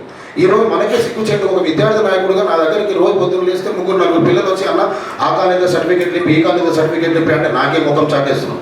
ఎందుకంటే వాళ్ళు వ్యాపారం చేస్తున్నారేమో, వ్యాపారం చేస్తూ కూడా కొన్ని కాలేజీలు న్యాయంగా చేస్తున్నారు. డొనేషన్లు లేకుండా ప్రభుత్వం ఏర్పాటు చేసిన ఫీజులపైనే కాలేజ్ వాళ్ళు న్యాయంగా వ్యాపారం చేస్తున్నారు. వాళ్ళ దగ్గర పోయి ఇప్పుడు మేము ప్రభుత్వం తరపున ఉండి ప్రభుత్వంలో ఫీజు రింబర్స్మెంట్ విడుదల చేయకుండా వాళ్ళ దగ్గర పోయి ఎన్ని గొడవలు చేసినా న్యాయం కాదని చెప్పేసి మేము సైలెంట్గా కూర్చోవడం జరుగుతుంది. కాబట్టి పిల్లల జీవితాలతో కాంగ్రెస్ ప్రభుత్వం చెలగాటలాడదు.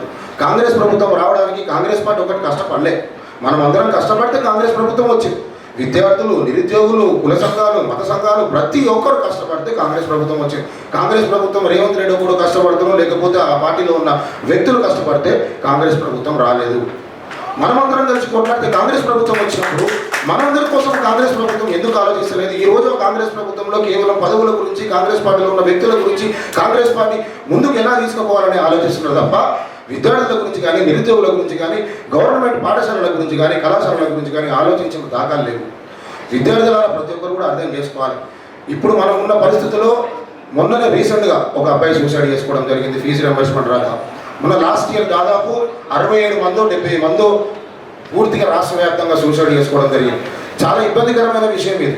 మనం ఇద్దరికి సాయం చేస్తాం, ముగ్గురికి సాయం చేస్తాం, నలుగురికి సాయం చేస్తామో తలా జోబులకి వెళ్ళి ఒక 5,000 10,000 వేసుకోండి. కానీ రాష్ట్రంలో దాదాపు 10 లక్షల పైచిలు విద్యార్థులు ఫీజు రింబర్స్మెంట్లో రాక ఇబ్బందులు పడుతున్నారు. అది ఈ టర్మ్ పిల్లలా, లేకపోతే పోయిన సంవత్సరం బ్యాచ్ పిల్లలా, ఇంకో సంవత్సరం బ్యాచ్ పిల్లలా, దాదాపు 11 నుండి 14 లక్షల మంది పిల్లలు ఈరోజు రోడ్లపైకి వచ్చి ఏం చేయాలో అర్థం కాని పరిస్థితుల్లో మాకు ఒకటే దారి ఉందన్న, మాకు ఆత్మహత్యలకు దారి ఉంది, మా ఇంటి దగ్గర తల్లిదండ్రులు మాకు పొలాలమ్మి అవి ఇప్పుడు కూడా ఫీజులు కట్టలేని పరిస్థితిలో ఉన్నారు, మేము ఎక్కడ పోయి బతకాలి, ఎక్కడి నుండి సర్టిఫికేట్ తెచ్చుకోవాలి, మాకు వచ్చే ఉద్యోగాలు కూడా ఈ సర్టిఫికేట్లు మేము సబ్మిట్ చేయనందున ఉద్యోగాలు కూడా మమ్మల్ని పోతున్న ఇంటర్వ్యూలో కూడా మమ్మల్ని ఇంటర్వ్యూలో కూడా ఇంటర్లోకి రాణిస్తలేరు అని చెప్పేసి కూడా పిల్లలు బాధపడుతున్నారు. ప్రభుత్వం చిత్తశుద్ధితో పనిచేయాలి. ప్రభుత్వము ఎప్పుడు కూడా పేదల పక్షాన ఉండాలి. ప్రభుత్వం ఎప్పుడు కూడా పేద విద్యార్థుల పక్షాన ఉండాలి. విద్యార్థులు అనేది మీరు గుర్తుపెట్టుకోవాలి. మొన్న కూడా ఏమైంది, సూర్యకాంత్ సిజేఐ కాక్రోజ్ అనే అక్షరం వాడినందుకు యువతని దాదాపు 2 రోజుల్లోనే ఇన్స్టాగ్రామ్లో దాదాపు 15 నుండి 20 మిలియన్ల ఫాలోవర్స్ పెరిగారు. అంటే యువతతోని ఎప్పుడు కూడా చెలగడం ఆడదు. ఇవాళ కాకపోయినా రేపు కాకపోయినా ఎల్లుండి యువత మేలుకుంటే దేశమే మునిగిపోతుంది. మనం చూసుకోవచ్చు, శ్రీలంక ఏమైందో, బంగ్లాదేశ్ ఏమైందో, మొన్నటికి మొన్న నేపాల్ ఏమైందో.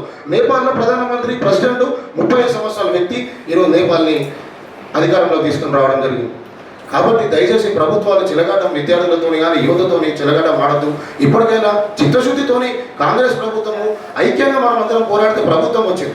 కాబట్టి మీరు ఇచ్చిన హామీలు 420 హామీలు నెరవేర్చమని మేము అడుగుతున్నాం. కానీ ఫస్ట్ ఈ విద్యార్థులకు రావాల్సిన ఫీజు రియంబర్స్మెంట్ బకాయిలు వెంటనే విడుదల చేయాలి. ఏవైతే ప్రైవేట్ కాలేజీలు, చిన్నపాటి కాలేజీలు ఉన్నాయో వాళ్ళకి పూర్తిగా మద్దతుగా ఉండాలి. విద్యార్థుల భవిష్యత్తుని ముందుకు తీసుకుపోవాలి. విద్యార్థుల భవిష్యత్తుని మీరు రాజకీయం ఆడదు. మీరు ఏమంటున్నాడు మొన్న రేవంత్ రెడ్డి, 2024 ముందు ఉన్న ఫీజు రియంబర్స్మెంట్ బకాయిలు మేము చెల్లించాము, 2024 ముందున్న ఫీజు బకాయిలు మేము చెల్లించాము, 2023 మా ప్రభుత్వం వచ్చిన తర్వాత ఈ 2 సంవత్సరాల ఫీజు రియంబర్స్మెంట్ బకాయిలు చెల్లిస్తామని అన్నాడు. అట్లా అని చెప్పి 1200 కోట్లు రిలీజ్ చేయడం జరిగింది. అంటే 2024 ముందు ఎవరు అంటే మేము విద్యార్థులం కదా, నీకు కేసీఆర్ మీద కోపం ఉంటే నువ్వు చెల్లించడం అనేది కరెక్ట్ కాదు. నేను ఈ రోజు కను వేసుకొని ఇంత గట్టిగా మాట్లాడుతున్నానంటే మేము పొత్తులో ఉన్నాం కాంగ్రెస్ పార్టీలో భాగంగా. అయినా సరే మా సార్ ఎప్పుడు కూడా సమాజంలో న్యాయం కోసం మాట్లాడాలని చెప్పేసి మాకు నేర్పించాం. మేము ఆ న్యాయం పరంగానే పోరాడుతున్నాం. మేము మా పీరియడ్లో కూడా ఫీజు రియంబర్స్మెంట్ మీద చాలా పెద్ద ఎత్తున తీర్మానం తీసుకోవడం జరిగింది. కాబట్టి ప్రభుత్వం ఒకటే మీరు ఆలోచన చేయాలి. రేవంత్ రెడ్డి గారు, మీరు మొన్న కూడా వేటు ఎస్ఎంఎస్ కాంక్లేవ్లో కూర్చొని 10 సంవత్సరాలు నేనే సీఎంగా ఉంటామని చెప్పేసి ధైర్యంగా మీరు చెప్తున్నారు. మరి ఏ ధైర్యంతో మీరు చెప్తున్నారో మాకైతే అర్థం కావట్లేదు. కానీ పూర్తిగా గ్రౌండ్ రిపోర్ట్లో కాంగ్రెస్ ఈజ్ ఫెయిల్యూర్ అయిపోయింది. కాంగ్రెస్ పని అయిపోయింది. లోపలికి చెప్తున్నా, ఒక విద్యార్థిగా చాలా ఆవేదనతో చెప్తున్నా. నా వెనకాల దాదాపు 10 లక్షల మంది విద్యార్థుల ఆవేదనతో నేను చెప్పడం జరుగుతుంది. కాబట్టి ఇప్పటికైనా చిత్తశుద్ధి తెచ్చుకొని ఫీజు రియంబర్స్మెంట్ బకాయిలను పూర్తిగా విడుదల చేయాలి. ప్రభుత్వం చొరబాటు తీసుకోవాలి.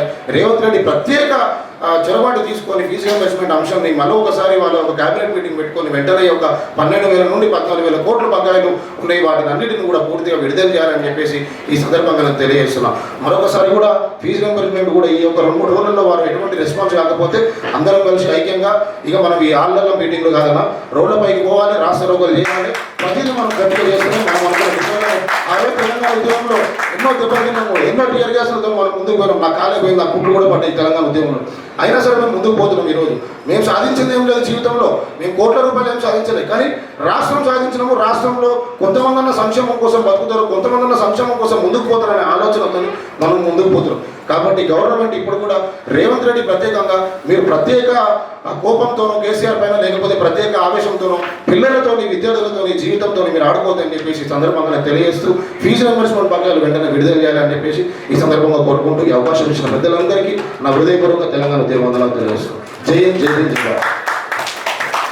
మీరు ఏ విధంగా అయితే ఒప్పించి జేఏ నెంబర్ 14 తీసినప్పుడు 14 ఏం చెప్తుంటే పిల్లవాడు జాయిన్ అయితే ఆ పైసలు డైరెక్ట్ కాలేజీకి ప్రభుత్వం కడుతుంది. ఈడ పిల్లవానికి కాలేజీకి సంబంధం లేదు, ప్రభుత్వానికి కాలేజీకే ఒప్పందం. పిల్లవాడు చదువుకోవాలి, ప్రభుత్వం పైసలు కట్టాలి, కాలేజీ వరకు తీసుకోవాలి. అయితే ఇప్పుడు ఏమైతుందన్నా జీవో నెంబర్ 7 అనేది పెద్ద దొంగ జీవో ఇది.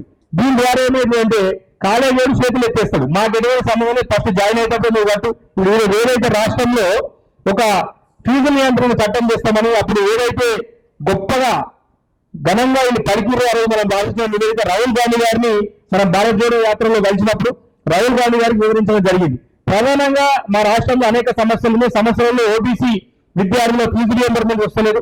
అదేవిధంగా ఈ బీసీలలో ఉన్న ముస్లింస్ ఏదైతే బీసీఈ ముస్లింస్ ఉన్నారో వాళ్ళకి పూర్తి ఫీజులు ఇస్తుంది ప్రభుత్వం. మనకి 70,000 ర్యాంక్ వచ్చినా, 80,000 ర్యాంక్ వచ్చినా, 1,00,000 ర్యాంక్ వచ్చినా ప్రభుత్వం మొత్తం ఇస్తుంది. కానీ బీసీ పిల్లలకు మాత్రం 10,000 ర్యాంక్ అనే నిబంధన పెట్టింది. ఇప్పుడు దీని ద్వారా ఏమవుతుందంటే సిబిఐటి కాలేజీల్లో, వాసవిల్లో, లేకపోతే విఎన్ఆర్ విజ్ఞాన జ్యోతుల్లో మన వర్గాలకు చెందిన యాదవ పిల్లవారో, గౌండ్ల పిల్లవారో, మినుల్కా పిల్లవారో, బెస్త పిల్లవారో, లేకపోతే ముగ్గురాయి పిల్లవారో ఏ పిల్లగాడికి కొంప నుంచి 10,005 ర్యాంక్ వచ్చినా అలా 3 లక్షల ఫీజు వానికి ఇయ్యరు, కేవలం 35,000 రూపాయలే ఇస్తారు. అయితే ఇంకా ఎంత జోకంటేనా కామన్ ఫీజు 45 చేశారు ప్రభుత్వమే. ఏ 15,000 కాలేజీలు 45,000 కట్టాలంటారు, కానీ బీసీలకు 35,000 ఇస్తారు. ఇంకా కామన్ ఫీజులో పెంచమని చెప్పి గతంలో మేము బుర్ర వెంకటేశ్వర గారు ఉన్నప్పుడు అదేవిధంగా అనేక మంది రిప్రజెంటేషన్ ఇచ్చాం. స్వయంగా ఢిల్లీలో హనుమంతన్న గారి నేతృత్వంలో పెద్ద ఎత్తున మహిళా ప్రోగ్రాం పెట్టాక ముఖ్యమంత్రి గారిని సాయంత్రం మేము కలిసినాం. సీనమ్మ గారి నేతృత్వంలో నేను, మా బుద్ధకృష్ణ గారు, మా కులకత్వ సీని గారు, మేము అందరం కలిసినాం. కలిసినప్పుడు ముఖ్యమంత్రి గారిని ఒకటే చెప్పినాం ఏంటంటే, అన్నా మీరు 421 హామీ ఇచ్చారు కదా, 421 హామీ 4 నెలలు లేట్ అయినా మాకు ఇబ్బంది లేదు, కానీ ఈ పిల్లల ఫీజు నిండుకున్నా. ఎందుకంటే ఇప్పటికీ 10,000 కోట్లు పెండింగ్ అయినాయి. ప్రభుత్వం 3,72,000 కోట్లు అప్పు చేసింది. 76,000 కోట్లు ఒకే ఒక డబ్బాల పొంగులేరు శ్రీనివాస్ రెడ్డి అసెంబ్లీకి ఒకటే డబ్బాల ఫండ్స్ రిలీజ్ చేసింది. కానీ మా పిల్లలకి ఇస్తారు. మన పిల్లలకి ఇవ్వని వాళ్ళు ఇంకొక గొప్ప మన పిల్లలకి ఇబ్బంది ఏమవుతుందంటే అన్న బీటెక్ అయిపోతుంది పిల్లగాడి. 2025లో బీటెక్ అయిపోయిందంటే మన సర్టిఫికేట్ కాలేజ్ ఇస్తలేదు. ఇయ్యకపోయేసరికి ఏమైందంటే 2026 ఒక సంవత్సరం లేట్ సర్టిఫికేట్లు తీసుకుంటే ఏ ప్రైవేట్ కార్పొరేట్ కంపెనీ కూడా వాడిని తీసుకోదు. ఎందుకు తీసుకోదు? సాఫ్ట్వేర్ కంపెనీ అంటే అమ్మ వీళ్ళు చదివైపోయినా వీళ్ళు అన్ఫిట్ ఉన్నట్టు, వీళ్ళకి ఏం నాలెడ్జ్ లేనట్టు, అందుకే వీళ్ళు ఒక సంవత్సరం ఏం చేసిండని చెప్పి బ్యాక్లాగ్ కింద మనకు ఉద్యోగం కూడా వస్తలేదు.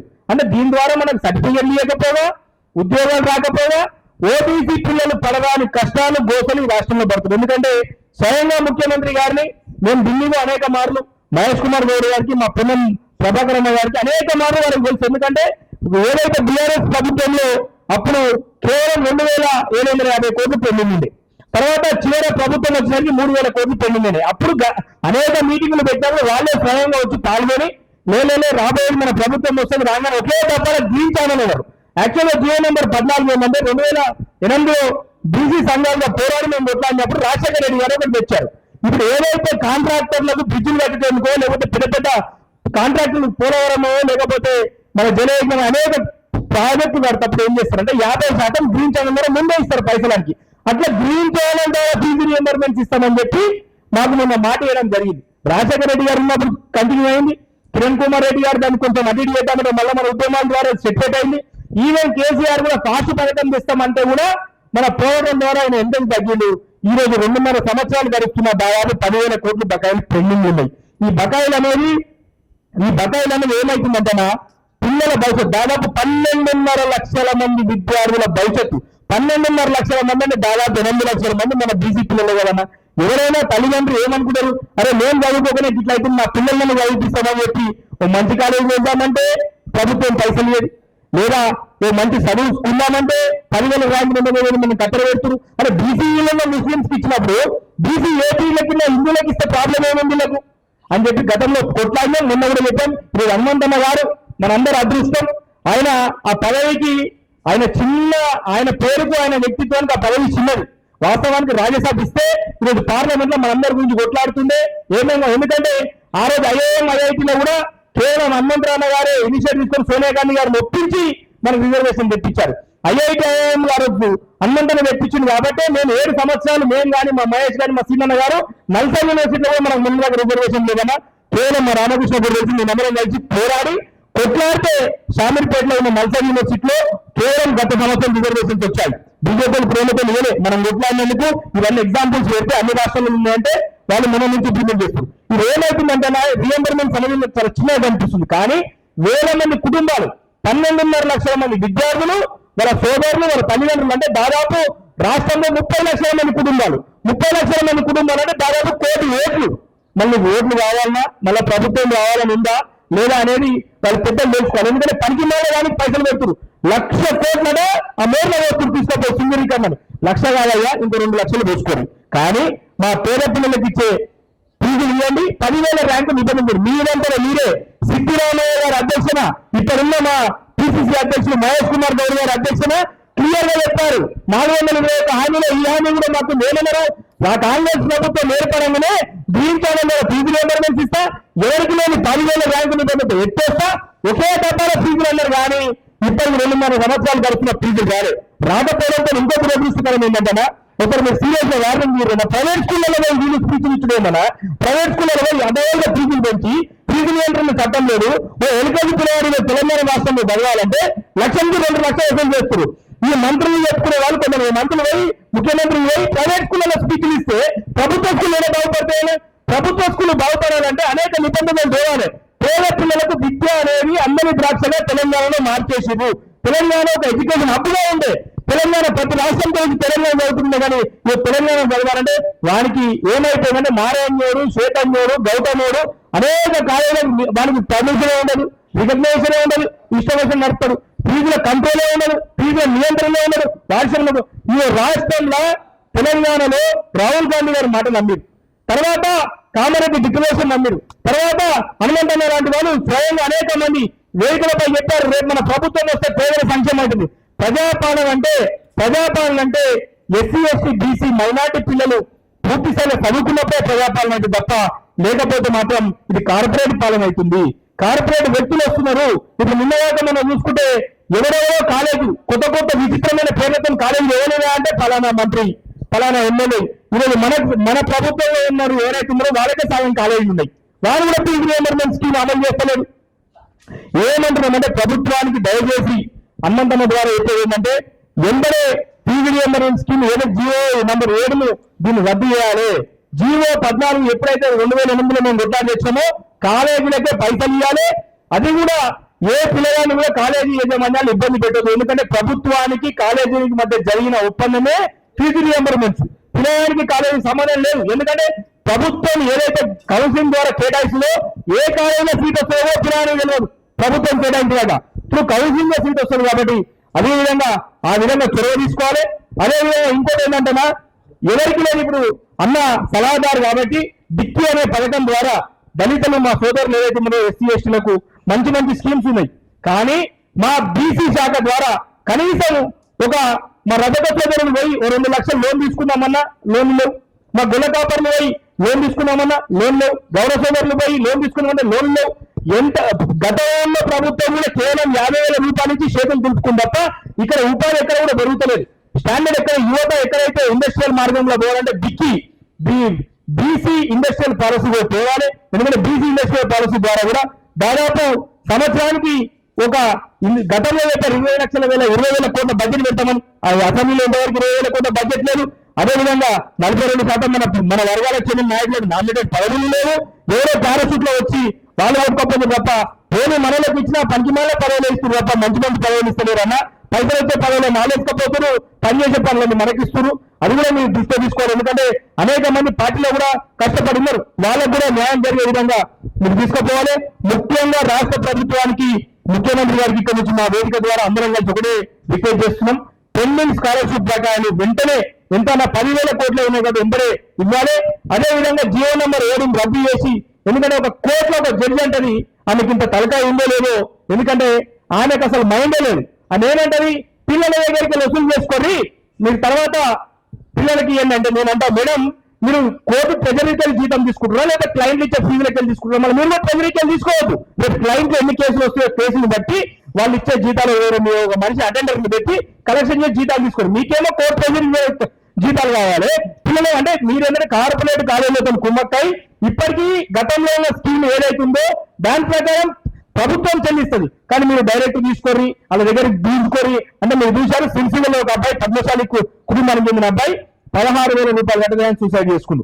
వరంగల్లో 12,000 కట్టలేక ఒక కుర్మ సోదరి ఆమె అంటే దాదాపు చూసుకుంటే ఇప్పటికీ ఫీజులు కట్టలేక రాష్ట్ర ప్రభుత్వం వచ్చాక 116 మంది సూసైడ్ చేసుకున్నారు. ఈ 116 మంది సావుకు ఎవరు కారణం అని చెప్పి మేము రాష్ట్ర ప్రభుత్వాన్ని కూడా అడగదలుచుకున్నాం. ఎందుకంటే అన్న మీరు హనుమంతన్న గారు ఒకటే నాకు నేర్పించింది, ఆయన అనేది మంచి ఉంటే మంచి అనాలే, చెడు ఉంటే చెడు అనాలే, ఎవరికి భయపడేది లేదు, మన హక్కుల కోసం పోరాల్సిన అవసరం లేదని చెప్పి అనేక మంది అన్నారు. మా జార్జ సీనమ్మ గారు కూడా అనేక పోరాటాలు చేశాం. మీరు ఇప్పుడు మా పరిస్థితి ఏమైందంటే ప్రభుత్వం రాకముందే దీనికి ఓటేయగానే ఓటర్గా తిరిగి వచ్చిన సంఘము మనందరం సంఘటితంగా చెప్పినాం సీనమ్మ గారి నేతృత్వంలో. మళ్ళీ వచ్చినాక మా కులగణన వేయండి, మాకు 42% రిజర్వేషన్ వేయండి, మా కామారెడ్డి డిక్లరేషన్ అప్పీల్ చేయండి, లేదా మా ఉదయపూర్ డిక్లరేషన్ అమలు చేయండి అనే కాడికి వస్తుందంటే ఈ ఎటుపోతుంది అని చెప్పి నేను అనుకుంటున్నా. ఎందుకంటే రాహుల్ గాంధీ గారికి మంచి ఉద్దేశంతో ఈ దేశంలోనే ఎవరు ఆలోచించిన విధంగా ఆయన ఓపెన్ చెప్పిండు. ఆయన ఉన్న గొప్పతనం ఏంటంటే గతంలో నాకు తెలియదు ఓబీసీలో ఇంత సమస్య ఉందని, నాకు ఇప్పుడు వేసి వచ్చింది. ఎస్సీ ఎస్టీల కన్నా కూడా ఓబీసీ చాలా వెనుకబడి ఉన్నారు కాబట్టి ఖచ్చితంగా ఎవరెంత ఉన్నారో వారికి అంత వాటా దక్కాలన్నారు. ఆ ఒక్క మాట నిన్నే రాష్ట్రంలో కాంగ్రెస్ ప్రభుత్వం వచ్చింది. చాలా మంది అనుకుంటారు ఒక్కరు తిరిగి వచ్చింది, ఒక్కరు తిరిగి వచ్చింది కాదు. సమిష్టిగా ఓబీసీలకు మేము చేస్తామని నిలబడ్డందుకే ఈరోజు కాంగ్రెస్ ప్రభుత్వం అధికారంలోకి వచ్చింది. ఓబీసీలకు ఇచ్చిన హామీల ద్వారానే ఓబీసీ అందరూ కలిసి ఓటేశారు. ఇంకోటి రాష్ట్ర ప్రభుత్వం స్వయంగా అన్నది ఒక క్రెడిట్ కార్డు ఇస్తాము ప్రతి పిల్లగాడికి 5 లక్షల క్రెడిట్ కార్డు అట. వారి వైపు కాలేజీ ఫీజు కట్టాలి క్రెడిట్ కార్డు గిఫ్ట్ అయిపోతుంది. అట్లా ఇస్తామన్నారు. ఇంతవరకు ఆ క్రెడిట్ కార్డు కూడా బీసీ పిల్లలకు కానీ ఏ పిల్లలకు కానీ రాలే. ఖచ్చితంగా 5 లక్షల క్రెడిట్ కార్డు కూడా మాకు ఇవ్వాలి విద్యా కార్డు. ఆ విద్యా కార్డు ద్వారానే మేము ముందుకు పోతాం. అదేవిధంగా ఈ అవకాశం ఇచ్చిన ప్రజలందరూ ధన్యవాదాలు. రాష్ట్ర ముఖ్యమంత్రి గారు ఒకటే మేము సెలవిచ్చేది ఏంటంటే, అయ్యా మీరు అనేక హామీలు ఇచ్చి వెనుక పోయినా ఒక 2 నెలలు లేట్ అయినా నడుస్తుంది, కానీ ఇది అనేది ఎమర్జెన్సీ. పిల్లలు ఐసీయూలు ఉన్నట్టు, ఇంటెన్సివ్ కేర్ లో ఉన్నట్టు. ఎందుకంటే ఎకనామిక్ ఇయర్ స్టార్ట్ అవుతుంది, మళ్ళీ మీరు గందరగోళం పెట్టి ఇంకోటి ఎంసెట్ లో వచ్చిన ర్యాంక్ వచ్చిన పిల్లలకు బి కేటగిరీ సీట్లు కూడా విచ్చలవిడిగా అమ్ముకుంటారు. మీరు అనేక మార్లు ప్రభుత్వ ప్రతిపక్షంలో ఉన్నప్పుడు కొన్ని కాలేజీ పేర్లు కొంతమంది వ్యక్తుల పేర్లు కూడా చెప్పారు. మేము అధికారంలోకి వచ్చినాక బి కేటగిరీ సీట్లు అమ్మనీయం అన్నారు. కానీ 2 సంవత్సరాలుగా ఇంకా దోపిడీ పెరిగింది. అప్పుడు 8 లక్షలు కప్పు ఇప్పుడు 12 లక్షలకు ఓపెన్ అమ్ముకుంటారు. కాబట్టి అసంటుల భర్త కూడా పెట్టాలి, వాళ్ళ పని కూడా చేయాలి.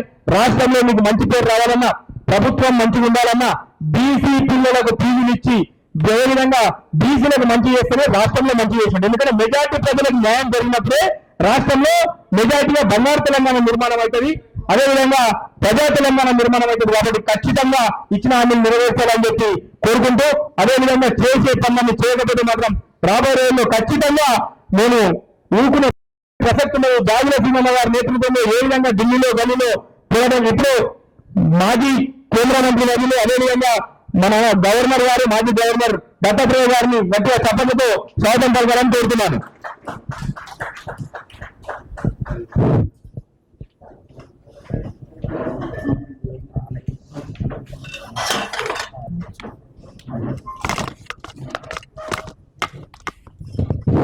మనందరికి కూడా మన హనుమంతన్న గారు దత్తాత్రేయ గారు ఇద్దరు కూడా మనందరికీ స్ఫూర్తిదాయకం. ఎందుకంటే మనము మహాత్మా జ్యోతిబా ఫులేను అదేవిధంగా పెరియార్ గారిని అదేవిధంగా అంబేద్కర్ గారిని చూడలేదు, వారి గురించి విన్నాం. కానీ కమిట్మెంట్ గా ఎక్కడ బీసీ మీటింగ్ ఉన్నా హోదాతో కాదు మా ప్రజలకు న్యాయం జరగాలని చెప్పి ఆశించే వ్యక్తులు హనుమంతన్న గారు దత్తాత్రేయ గారు అని చెప్పి సభాముఖంగా తెలియజేస్తూ వారికి స్వాగతం పలుకుతున్నాం.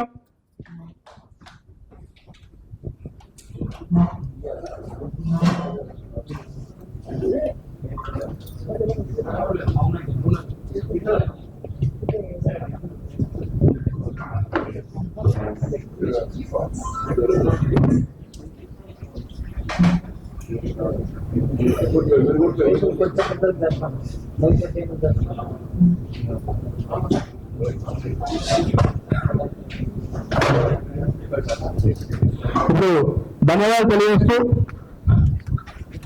3 విషయాలన్నా, ఒకటి జీవో నంబర్ 7 రద్దు చేయడం, పిల్లలకు ఫీజులు డైరెక్ట్ కాలేజీలకే ఇవ్వడం, పిల్లలకి ఇవ్వకుండా, ఈ అన్ని అంశాల మీద మనందరినీ కూర్చోలేదు, డిస్టర్బ్ చేయొద్దు.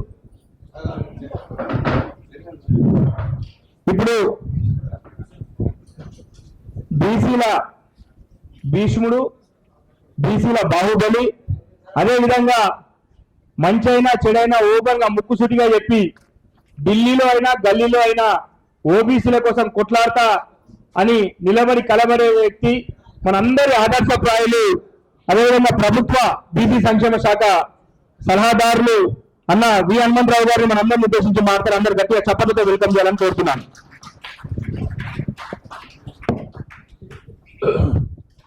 సభకు నమస్కారం. ముఖ్యంగా పెద్దలు మాజీ కేంద్ర మంత్రి వర్యులు, అదేవిధంగా మాజీ గవర్నర్ గారు, ఇవాళ విద్యార్థులు పెట్టినటువంటి బీసీ సంఘాల నుండి ముఖ్యంగా జాజుల శ్రీనివాస్ గౌడ్ గారు, అదేవిధంగా విద్యార్థి సంఘం, చాలా మంది వివిధ పార్టీల వాళ్ళు కూడా ఉన్నారు. కనుక నేను అన్ని పార్టీల్లో ఉన్నటువంటి బీసీ నాయకులకు ఇది ఒక మంచి కార్యక్రమం పెట్టారు. ఎందుకంటే జూన్ జూలైలో నుంచి కాలేజీలు ఓపెన్ అవుతాయి, స్కూల్స్ ఓపెన్ అవుతాయి. కానీ ఇవాళ ఉన్నటువంటి పరిస్థితులు ఏమిటంటే ఒక జీవో తీశారు, జీవో నంబర్ 7 అని. అందులో గతంలో రాజశేఖర్ రెడ్డి గారి పీరియడ్లో ఉన్నప్పుడు ఆనాడు ఫీజు పిల్లలందరూ చదువుకోవాలంటే అందరి దగ్గర డబ్బులు ఉండేవి కాబట్టి ఏ కాలేజీలో చదివినా ఏ స్కూల్లో చదివినా వారికి ఫీజు రియంబర్స్మెంట్ ఇచ్చేది ఇది ఆనవాయితీ అయింది. కానీ గత ప్రభుత్వం కొంత ఎందుకో ఏమో డిలే చేసి దాని డబ్బుల సంఖ్య పెరిగింది. కానీ మేము కూడా ఎన్నికల ముందు తప్పనిసరిగా రేవంత్ రెడ్డి గారి నాయకత్వంలో ఆనాడు పిసిసి అధ్యక్షులుగా సోనియా గాంధీ గారి ముందు మన ఏదైతే తుక్కుగూడలో జరిగినటువంటి బహిరంగ సభలో మేము తప్పనిసరిగా 6 డిక్లరేషన్తో పాటు ఇది కూడా చెప్పారు. ఎందుకంటే మేము ఫీజు రియంబర్స్మెంట్ కూడా చేస్తామని చెప్పడం జరిగింది. కానీ ఇప్పుడు ఏంటంటే కొంత ఆలోచన ఏమిటో నాకు అర్థం కాలేదు. డబ్బులు అనేది డైరెక్ట్ కాలేజీలకు పోతేనే పిల్లవానికి న్యాయం జరుగుతుంది. ఇవాళ కొత్త వ్యసనాలు వచ్చినాయి. నేను కూడా స్టూడెంట్ ఉన్నప్పుడు జోబుల పైసలు ఉంటే సినిమా పోవాలన్నా, లేకుంటే ఎక్కడైనా మంచి హోటల్ చూసేది, తినేది. కనుక డబ్బులు ఇచ్చినాక పిల్లలు ఉంటారమ్మా చెప్పు? జోబుల పైసలు వాడంగా వాడి స్టైలే మారిపోతుంది. ఏడనైనా తిరగొచ్చు, ఏడనైనా ఖర్చు పెట్టవచ్చు. వాడు చదువు చెడిపోతుంది. కానీ ఎందుకు తీసిరో నాకైతే అర్థమైతే లేదు. దీని మీద తప్పనిసరిగా ముఖ్యమంత్రి దృష్టికి, అదేవిధంగా డిప్యూటీ సీఎం బట్టి విక్రమార్క నోటీసులు కూడా పెడతాయి. ఎందుకంటే ఇచ్చేది ఏదో డైరెక్ట్ గా మీరు కాలేజ్ యజమానులకు ఇస్తే ఎప్పుడు సర్టిఫికెట్ అని ఇస్తాడు, ఎంత ఇస్తాడు. ఇప్పుడు మీరు ఏది ఇస్తే వాడు చదువుకున్న చెల్లెలు పెళ్లి ఉంటుంది. ఆ డబ్బులు వచ్చినాక తల్లి చెప్తుంది, ఏమిరా నీకట మరి గవర్నమెంట్ ఇచ్చిందట కదరా ఫీజు కట్టేది, మళ్ళీ చెల్లెలు పెళ్లి చేయమంటాడు. పెళ్లి చేస్తాడా లేదా చెప్పక? చేస్తే ఏమైతే చదువు అయినట్టే కదా. కనుక దాని మీద ఒక ఆలోచన చేసి మధుసూదన్ గారిని నేనేమంటున్నంటే తప్పనిసరిగా ఈ ఆలోచనలో కొంత మార్పు రావాలి. ఎందుకు చెప్తున్నంటే స్టూడెంట్ లైఫ్ వేరే తిరుగుండదు. నేను కూడా కాలేజీలో ఉన్నప్పుడు కానీ స్టూడెంట్ ఉన్నప్పుడు కొత్త ఆలోచనలు వస్తాయి, కొత్త దోస్తులు కూడా కలుస్తారు. అరే ఇవాళ ఇటు పోదాం ఆడికి పోదాం అంటే మనిషి ఎంగేజ్ లో ఏం చేస్తాడో తెలియదు. తర్వాత వాడు దెబ్బతిన్న తర్వాత నేను తప్పు చేసిన అనేది ఆలోచన వస్తుంది. కాబట్టి ఇప్పుడు 2,000 కోట్ల రూపాయలు మన ఫీజు రియంబర్స్మెంట్ కు అంచనా ఉన్నది. నేనేమంటున్నా, కేంద్ర ప్రభుత్వంతో మీరు తొందరగా చేయకపోతే పిల్లల కొత్త ఆలోచన వస్తుంది. లేనిపోయిన ప్రభుత్వానికి కూడా చెడ్డ పేరు వస్తుంది. ఒకసారి రోడ్డు మీదకి వచ్చినాక వాడు మంచి చేస్తాడో చెడ్డ చేస్తాడో తెలియదు. కానీ వాడి చదువు నాశనం అయిపోతుంది. ఇన్ని రోజులు మీరు అదేవిధంగా బ్రేక్ఫాస్ట్ ఇస్తున్నారు, లంచ్ కూడా ఇస్తున్నారు. మంచిదే, పిల్లలతో మంచిగా కడుపు నిండా తింటే మంచిగా చదువుకుంటారు. లేకపోతే ఆకలితో ఉంటే చదువునన్న ఉద్దేశంతో ప్రభుత్వం మంచి ఆలోచన. కానీ దాంతోపాటు ఫీజు రియంబర్స్మెంట్ మీరు కాలేజీలో కట్టకపోతే వాడు సర్టిఫికేట్ ఇయ్యాడు, వాడి లైఫ్కి వెళ్ళిపోతుంది. కనుక నేను తప్పనిసరిగా అయితే అబ్జర్వర్ తెలంగాణ అబ్జర్వర్ సబ్జెక్ట్ కూడా నాదేది వెనుకబడిన తరగతుల సంక్షేమం, ఇది నా సబ్జెక్ట్. తప్పనిసరిగా నేను ముఖ్యమంత్రి గారికి అదేవిధంగా డిప్యూటీ సీఎం అయినటువంటి ఏదైతే బట్టి విక్రమార్క గారు, ఎందుకంటే ఆయననే ఫైనాన్స్ ఉంది కాబట్టి ఆయన నోటీసులో తీసుకపోతే, ఎందుకంటే ఎంత తొందరగా చేయకపోతే ఒకసారి కాలేజీలు స్టార్ట్ అయినాయి అనుకో, వానికి సర్టిఫికేట్ దొరకపోతాడు, 10 మంది పోతాడు, రోడ్డు మీద కూర్చుంటాడు, హంగామా చేస్తాడు, వాడు బస్సు కనిపిస్తారు, నీటికంటే కోపం ప్రతినిధిగానే ఉంటుంది. ఇక మా అక్కలే చెప్తున్నారు, వాళ్ళ సంతోషంగా. కానీ మా స్టూడెంట్స్కి ఎక్కడే లేదు బస్సు కనిపి పోలీసు వాళ్ళు దూరంగా రెండే వాళ్ళకి కనిపిస్తుంది. పోలీసు వాళ్ళు దూరంగా అంటాడు, బస్సు దూరంగానే తగ్గబెట్టాలంటాడు. కనుక బస్సులకు పంచాయతీ అవుతుంది, పోలీసు వాళ్ళ పంచాయతీ అవుతుంది. కాబట్టి దీని గురించి తప్పనిసరిగా నేను ముఖ్యమంత్రి గారితో మాట్లాడతాను. న్యాయమైన కోరిక. దీంతో పాటు పెద్దలైనటువంటి దత్తాత్రేయ గారు, నరసింహాచారి గారి నుంచి నేను ఒక మాట మాట్లాడతాను. ఇవాళ ఏదైతే జనగణన చేస్తున్నారు కేంద్ర ప్రభుత్వం, చాలా మంచిది. కానీ 2025లో ఏమన్నారు, జనగణనలో కులగణ కూడా చేస్తాను. కానీ ఎందుకో ఏమో ఆ కాలం గజెట్ చూస్తే గజెట్లోనేమో ఏ ఇంటి యజమాని అయితే ఎస్సీ ఉంటే ఎస్సీ రాయండి, ఎస్టీ ఉంటే పక్కకు కాలం ఇచ్చేసిండు, అదర్స్ అన్నారు. పక్కకు బీసీ అటుంటే అయిపోతుంటే, ఇవాళ మాకు కూడా జరగాలని ఇప్పుడు వాళ్ళు సెన్సస్ తిరుగుతున్నారు. కానీ కోర్టు మాత్రం నేనైతే ఇలాంటి డిసిషన్ జ్యుడిషియరీ ప్రజల పక్షాన ఇచ్చిన decision one of the best decision. జనగణన కులగణ ఎందుకు జరగొద్దంటారు, caste wise census should be conducted. Otherwise వాళ్ళ అభివృద్ధి ఎట్లా జరుగుతుంది, సంక్షేమ కార్యక్రమాలు ఎట్లా జరుగుతాయి, వాళ్ళ సంఖ్య ఉంటేనే ఒడ్లవాడు కానీ, కబ్బర్వాడు కానీ, మంగళవాడు కానీ, సాగలోడు, వాళ్ళ భవిష్యత్తు ఎట్లుంటుంది, వాళ్ళ సంఖ్య ఉంటే ప్రభుత్వం ఇచ్చే ఏదైతే ప్రగతి కార్యక్రమాలు కూడా న్యాయం జరుగుతుందని చెప్పారు. కనుక మరి ఇప్పటి వరకు నేను ఇవాళ మా ఇంటికి వచ్చాను ఏది ఎన్రోల్మెంట్ చేయడానికి. నేను చెప్పిన ఆ కాలం చూపించండి. Supreme court has given a decision, ఏది చీఫ్ జస్టిస్ ఇచ్చిండు, క్యాస్ట్ వైజ్ సెన్సస్ జరగాల్సిందే, దీనికి ఏ కోర్టు కూడా ఒప్పుకోవద్దు అని కూడా చెప్పారు. అంటే ఇది ఫైనల్ డిసిషన్. కానీ ఇప్పటిదానికి అంత కాలం లేదు, ఏం లేదు. మళ్ళీ ఇక మాకు ఏం లాభం బాబు. నేను ఒకటే అడుగుతున్నా, ఈ వేదిక పైన మన సెన్సస్ ఏదో దాంట్లో సర్వర్ కూడా పెట్టారు, స్పెషల్ ఇన్సెంటివ్ రివిజన్ అని పెట్టారు. అందులో కూడా కొంత అన్యాయం జరుగుతున్నది అనేది ఎప్పటి నుంచో మాట జరుగుతుంది. ఇప్పుడు రెండో అన్యాయం అది. మా కులగన సెపరేట్ గా మంగళవాడు ఉంటే మంగళవాడు, ఒడ్లవాడు ఉంటే ఒడ్లవాడు అనే కాలం ఉంటేనే నేను తప్పనిసరిగా చెప్తున్నా. నేను ప్రభుత్వంలో ఉన్న న్యాయమైన కోరికలు చెప్తున్నా. మీరు ఎప్పటి వరకు అయితే ఈ కాలం లేదో మీరు కూడా ఎన్రోల్మెంట్ చేయొద్దని కోరుతున్నాను. నిజం చెప్తున్నా. మీరు ఈ దేశంగా మన ఫ్యూచరే లేదుగా బాబు.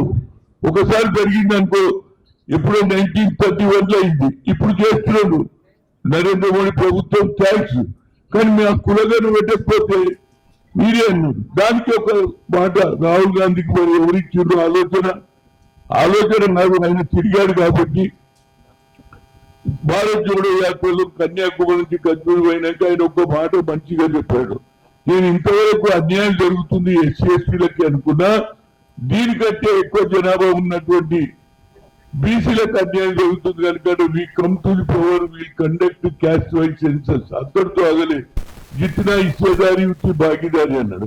కనుక మన రాష్ట్రంలో మన ప్రభుత్వం ఉన్నది, రాహుల్ గాంధీ గారి ఆలోచనతో ఈనాడు గెలవడం జరిగింది.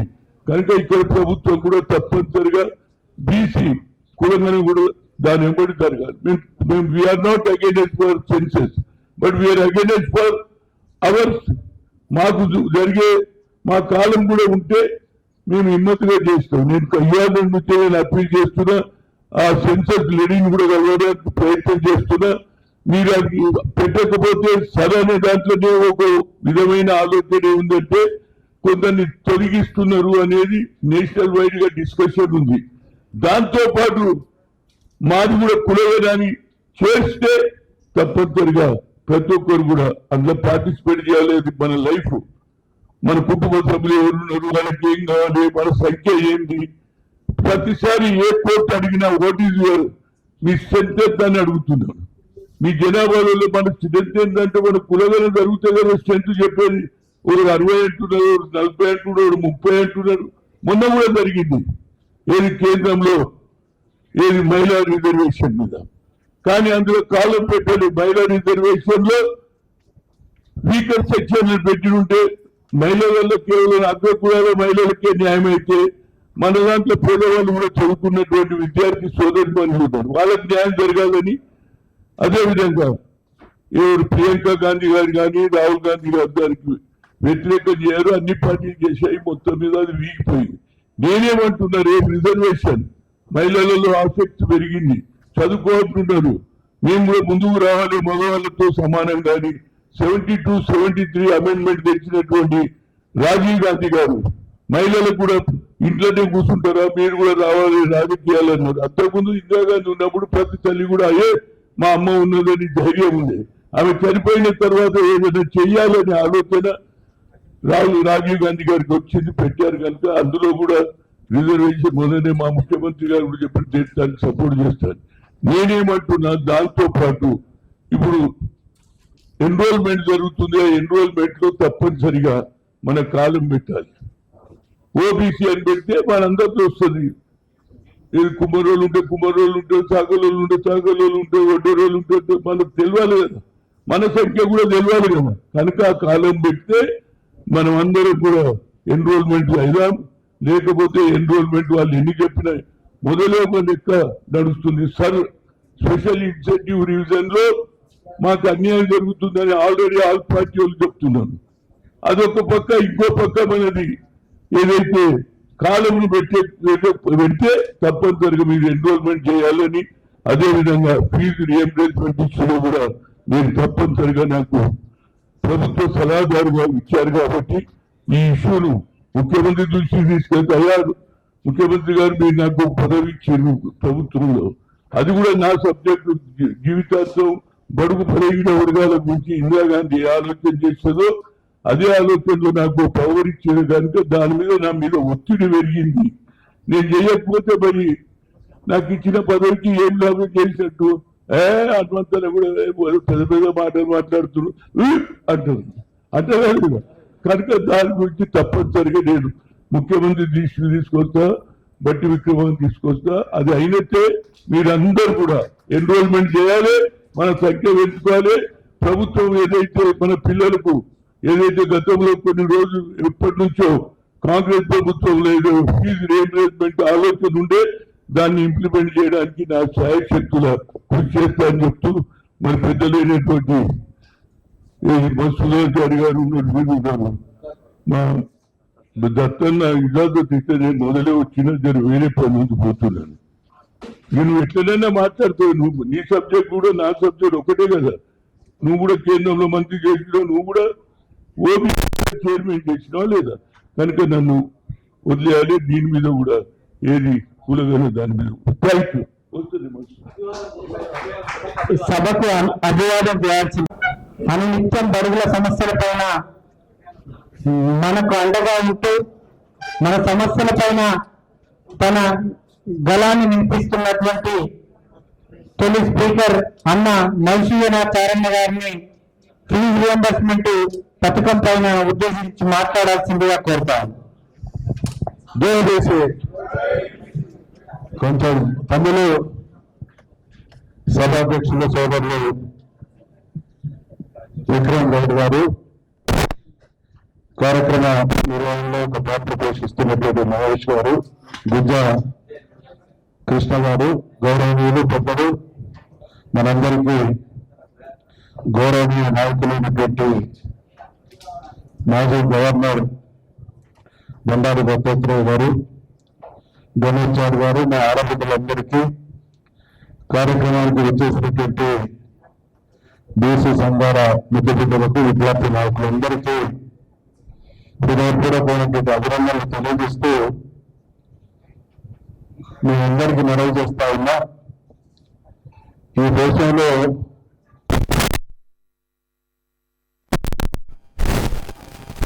బీసీలలో చైతన్యం ఇస్తుంది. మన పీఠాలు కదిలిపోతాయి.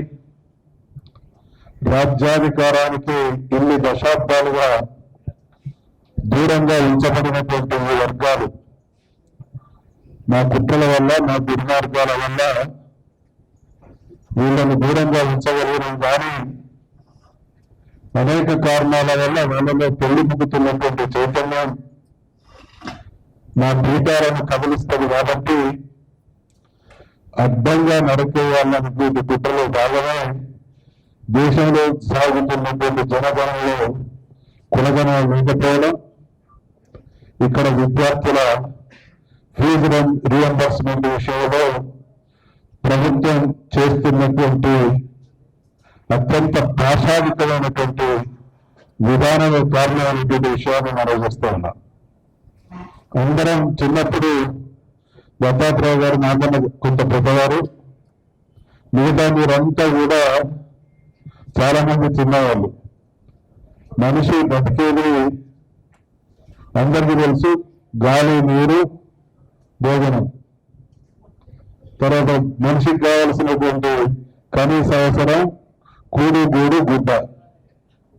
ఇవాళ గాలి, నీరు, భోజనం ఎంత అవసరమో మనిషి బతకడానికి విద్య అంతే అవసరం అనేటువంటి విషయాన్ని మనం తీసుకోవాలి. గాలి లేకుండా బతకలేం, భోజనం లేకుండా బతకలేం, నీరు లేకుండా బతకలేం, విద్య లేకుండా గౌరవప్రదమైనటువంటి జీవితానికి తావలేదు. అంటే తరతరాలుగా ఈ ఆధిపత్య అగ్రకులాలు ఏ స్థితిలోనైతే బీసీ సమాజాన్ని, ఎస్సీ ఎస్టీ వర్గాలను, మైనార్టీలను ఉంచడం జరిగిందో అది 80 సంవత్సరాలుగా సహించడం, భరించడం. ఈ మధ్యకాలంలో ప్రభుత్వాలు ఇచ్చినటువంటి కొన్ని స్కీముల వల్ల 5-10 సంవత్సరాల్లో వచ్చినటువంటి చైతన్యాన్ని చూసి ఓర్వలేక మేమిచ్చేటువంటి, మా ప్రభుత్వాలు ఇచ్చేటువంటి రాయితీల ద్వారా మమ్మల్ని ఆ పదవులకు దూరం చేసేటువంటి చైతన్యం వీళ్ళలో వస్తున్నది. కాబట్టి వీళ్లకు అది లేకుండా చేయాలనేటువంటి ఒక పరమ నీచమైనటువంటి పాలక వర్గాలు చేయడానికి కుట్ర ఈరోజు ఫీజు రీయింబర్స్మెంట్ విషయంలో కొనసాగుతున్నది అనేటువంటి విషయాన్ని మనం గమనిస్తే, ఇది ఫీజు రీయింబర్స్మెంట్ కు సంబంధించినటువంటి అంశం మాత్రమే కాదు. తెలంగాణలో, దేశంలో బడుగు బలహీన వర్గాల మీద వీళ్ళు శాశ్వతంగా దోపిడికి అలవాటు పడ్డటువంటి వర్గాలు బ్రిటిష్ వారు ఈ దేశం నుండి వెళ్ళిపోవడానికి ఎన్ని రకాల కుట్రలు, ప్రయత్నాలు చేసిందో, వాళ్ళ రాజ్యాధికారాన్ని శాశ్వతం చేసుకోవడం కోసం మిగతా వాళ్ళ జీవితాలు ఏదైనా పర్వాలేదు అనేటువంటి నిజానికి పాలక వర్గాలు ఎదుగుతున్నాయి. కాబట్టి చాలా మంచి స్కీమ్. గతంలో నేను స్పీకర్గా పనిచేసినటువంటి రోజులలో, తెలంగాణ రాష్ట్ర సమితి అధికారంలోకి వచ్చినటువంటి తొలినాళ్లలో ఫీజు రీయింబర్స్మెంట్ విషయంలో గౌరవ ముఖ్యమంత్రి ఆనాటి కేసీఆర్ గారు మాట్లాడుతూ ఇది చాలా చక్కటి స్కీమ్.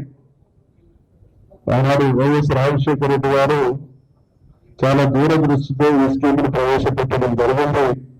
దీన్ని మేము కొనసాగిస్తామనేటువంటి విషయంలో ఆ రోజు స్పీకర్గా మేము నా పాత్రను పోషించడం జరిగింది. మరి ఆ రకంగా ఒక చక్కటి స్కీమ్ కొనసాగుతున్నటువంటి క్రమంలో రేవంత్ రెడ్డి పార్టీ ప్రభుత్వం స్పష్టమైనటువంటి హామీ ఇచ్చింది. ఫీజు రీయింబర్స్మెంట్ ను కొనసాగించడమే కాకుండా ఇంకా మెరుగైనటువంటి విధానాన్ని ప్రవేశపెడతామని చెప్పి ఈరోజు ఫీజు రీయింబర్స్మెంట్ ను ఎత్తేసేటువంటి ప్రయత్నం చేయడం జరుగుతూ ఉన్నది అని అంటే, నేను మున్నాటికి ఇది తెలిసి కావాలని జరుగుతున్నటువంటి కుట్ర అనేటువంటి విషయాన్ని ఈ వేదిక నుండి ప్రభుత్వానికి తెలియజేస్తా ఉన్నాం, హెచ్చరిస్తున్నాం. మీ కుట్రలు అర్థం చేసుకోలేనంత అచేతనంగా ఇవాళ తెలంగాణ విద్యార్థులకు కానీ, ఇక్కడ ఉండేటువంటి ఎస్సీ ఎస్టీ బీసీ మైనార్టీ వర్గం కానీ లేదనేటువంటి విషయాన్ని గుర్తు చేస్తా ఉన్నాం. చాలా సంతోషం. మీరందరూ కూడా విషయంలో ఏ వ్యవస్థ అయినా కూడా, అందుకనే ఒక సామెత ఉన్నది, educational institutions are the modern temples of India. భారతదేశ ఆధునిక దేవాలయాలు విద్యాలయాలు అనేటువంటి విషయం. మరి అటువంటి జీవితాల్లో ఆధ్యాత్మికంగా భగవంతుని నమ్ముకొని పూజలు చేసి కారణంగా జీవితంలో తృప్తిని పొందొచ్చు. అంతకన్నా మించినటువంటి సంతృప్తి సంతోషం విద్య ద్వారా సహకారం ఉంటుంది. కాబట్టి దాని విషయంలో మిగతా వాటికంటే ఎక్కువ శ్రద్ధను, ఎక్కువ ప్రాధాన్యతను, ప్రాముఖ్యతను ఇవ్వాల్సినటువంటి పాలక వర్గాలు ఆ దిశగా ఆలోచించకపోవడం అనేది చాలా బాధాకరమైనటువంటి దుర్మార్గమైనటువంటి విషయం. ఈ రోజు ఉన్నటువంటి నేను గుర్తున్నది, ఆ రోజు టీఆర్ఎస్ అధికారంలోకి వచ్చినటువంటి కొత్తలో కూడా 3-4 వేల కోట్ల బకాయి ఉంది. మరి అధికారులు ఏ ప్రభుత్వం అయినా కూడా ప్రభుత్వాలు వస్తుంటాయి పోతుంటాయి. ఏ ప్రభుత్వానికైనా ఆనవాయితీగా ఆస్తులు వస్తాయి, అప్పులు కూడా వస్తాయి. ఆస్తులు అనుభవిస్తున్నటువంటి వాళ్ళు ఎవరైనా కూడా అప్పులకు కూడా జవాబుదారీగా ఉండాలి. మరి ఆ పరంపరలో ఆ రోజు ఉన్నటువంటి బకాయిలను బీఆర్ఎస్ ప్రభుత్వం ఏ రకంగానైతే చెల్లించి విద్యార్థులకు ఇబ్బంది కలగకుండా చేసిందో ఆ పరంపరను ఈ ప్రభుత్వం కూడా కొనసాగించాలి. అయితే ఇక్కడ బాధాకరమైనటువంటి విషయం ఏంటంటే గడచిన 1 సంవత్సర కాలంగా విద్యార్థి లోకం చేయనటువంటి ప్రయత్నం అనేక రూపాలుగా ప్రభుత్వ దృష్టిని ఆకర్షించి సమస్య పరిష్కరించబడాలి అనేటువంటి ఆలోచనతో వారు ప్రజాస్వామ్యయుతంగా ఎన్ని ప్రయత్నాలు చేసినా ప్రభుత్వం మీద చీమగుట్టినట్లు. వాళ్ళ ప్రభుత్వం చాలా గొప్ప మాటలు చెప్తా ఉంది. ఏ మాట చెప్పినా అది ఆచరణాత్మకంగా ఉండాలి. ఈరోజు మూసీ సుందరీకరణ కోసం 1,00,000 కోట్లు మాట్లాడుతున్నారు. ఫ్యూచర్ సిటీ కోసం లెక్కలేనటువంటి డబ్బు విషయాలు మాట్లాడుతూ ఉన్నారు. అదే విద్యార్థుల ఫీజు రీఎంబర్స్మెంట్ విషయానికి వస్తే 14-15 లక్షల మంది జీవితాల్లో వెలుగు నింపేటువంటి ఒక కార్యక్రమం విషయంలో చొరవ చూపి చేయాల్సినటువంటి ప్రభుత్వం చొరవ చూపకపోగా ఆందోళన పరిస్థితులు తల ఎత్తినా కూడా ఆలోచించలేకపోవడం అనేది సహించరాని విషయం. కాబట్టి ఖచ్చితంగా ఫీజు రీఎంబర్స్మెంట్ విషయాలు మీరు విద్యార్థి లోకంతో పాటు రాజకీయ పార్టీ మనందరి బాధ్యత. ఈ 14 లక్షల మంది పిల్లలు కూడా మనందరికి సంబంధించినటువంటి కుటుంబీకులు కాబట్టి మన వ్యవస్థలో భాగస్వాములం కాబట్టి మనం సమాజంలో సేవను ఎంచుకొని రాజకీయాల్లో ఉన్నటువంటి సంఘాల నాయకులను కావచ్చు, పార్టీల నాయకులను కావచ్చు, వారికి వెన్నుదన్నుగా ఉండి ప్రభుత్వ మెడలు వంచి ఫీజు రీఎంబర్స్మెంట్ చెల్లించబడే వరకు ఎటువంటి కార్యాచరణ తీసుకున్న దానికి మేము సంపూర్ణంగా సహకరిస్తామనేటువంటి విషయాన్ని కూడా మనవి చేస్తూ గౌరవమైన మనందరికీ పెద్దలైనటువంటి దత్తాత్రేయ గారు ఉన్నారు. వారికి నా విజ్ఞప్తి, బహుశా అంటే నేను తెలిసి కావాలని అంటున్నా, రాజకీయాల్లో దత్తాత్రేయ గారు బహుశా మోడీ గారి కంటే కూడా సీనియర్. అటువంటి మరి నాయకులు ఉన్నారు బీసీలలో. మీరు దయచేసి కులగన్న చాలా ఇది ఆత్మగౌరవానికి సంబంధించింది. ఇక్కడ అనేక సందర్భాల్లో చూస్తున్నాం ఏమని నాకు అన్యాయం జరిగింది అని కోర్టులో పోతున్నాం. మీకు అన్యాయం జరిగితే జరగవచ్చు కానీ మీకు న్యాయం జరగాలంటే మీ లెక్కలు ఎక్కడున్నాయని వాళ్ళు అడుగుతా ఉన్నారు. అంటే లెక్కలు తేలితే తప్ప ఈ వర్గాలకు న్యాయం జరగదు అనేటువంటి విషయంలో స్పష్టత ఉన్నది. మరి లెక్కలు తేల్చాల్సినటువంటి బాధ్యత ఎవరిది? పాలక వర్గాలది కాదా? ఈ దేశంలో పిల్లల లెక్కలున్నాయి, జంతువుల లెక్కలున్నాయి. ఈ దేశంలో సైకిల్ మోటార్లు ఎన్నున్నాయి లెక్కలున్నాయి, బస్సులు ఎన్నున్నాయి లెక్కలున్నాయి, లారీలు ఎన్నున్నాయి లెక్కలున్నాయి, గూడ్స్లు ఎన్నున్నాయి లెక్కలున్నాయి, డబ్బాలు ఎన్నున్నాయి లెక్కలున్నాయి. కానీ బీసీలు ఎన్నువారు అనేటువంటి లెక్క మాత్రం లేదు. ఎందుకుంటారు అంటే వాటికి ఉన్నటువంటి ప్రాధాన్యత, వాటిని గుర్తించినటువంటి గుర్తింపు కూడా బీసీలు నేర్చుకోలేదు అని అంటే 100% ఉన్నటువంటి ప్రజల విషయంలో మౌలిక అంశాల విషయంలోనే పాలక వర్గాలకు చిత్తశుద్ధి లేకుంటే ఈ దేశ ప్రజాస్వామ్యానికి పునాదిరాళ్ళని మా ఓట్ల ద్వారానే ప్రపంచంలో భారతదేశం గొప్పదైనటువంటి ప్రజాస్వామ్యానికి గౌరవాన్ని సంతరించుకుంటా ఉన్నది. మరి అటువంటి పునాదిరాళ్ళం ప్రజాస్వామ్యానికి వన్నలు దిద్దుతున్నటువంటి వాళ్ళ జీవితాల్లో మాత్రం మేము తొంగి చూడడం, మీకు న్యాయం చేయడం అనేటువంటి ఈ దుర్మార్గం, ఇది రాచరికం కంటే అరాచక పాలనలు మించినటువంటి అమానుషమైనటువంటి విషయాన్ని ఈ సందర్భంగా మీ అందరూ కూడా నేను మనవి చేస్తా ఉన్నాను. అందుకనే ముమ్మాటికి కులగణన జరగాలి, సంఖ్య వేలాలి. చివరికి కోర్టులు అడ్డుకుంటున్నటువంటి కోర్టులే స్పష్టంగా కేంద్ర ప్రభుత్వానికి ఆదేశం ఇవ్వడం జరిగింది, మీరు కులగణన చేయండి అని. ఎందుకంటే వాళ్ళే అడ్డుకుంటున్నారు, వాళ్ళే పిటిషన్స్ రిజెక్ట్ చేస్తా ఉన్నారు. మీ సంఖ్య తేలలేదు కాబట్టి మీ పిటిషన్ స్వీకరించలేదని కోర్టులు అంటా ఉంది.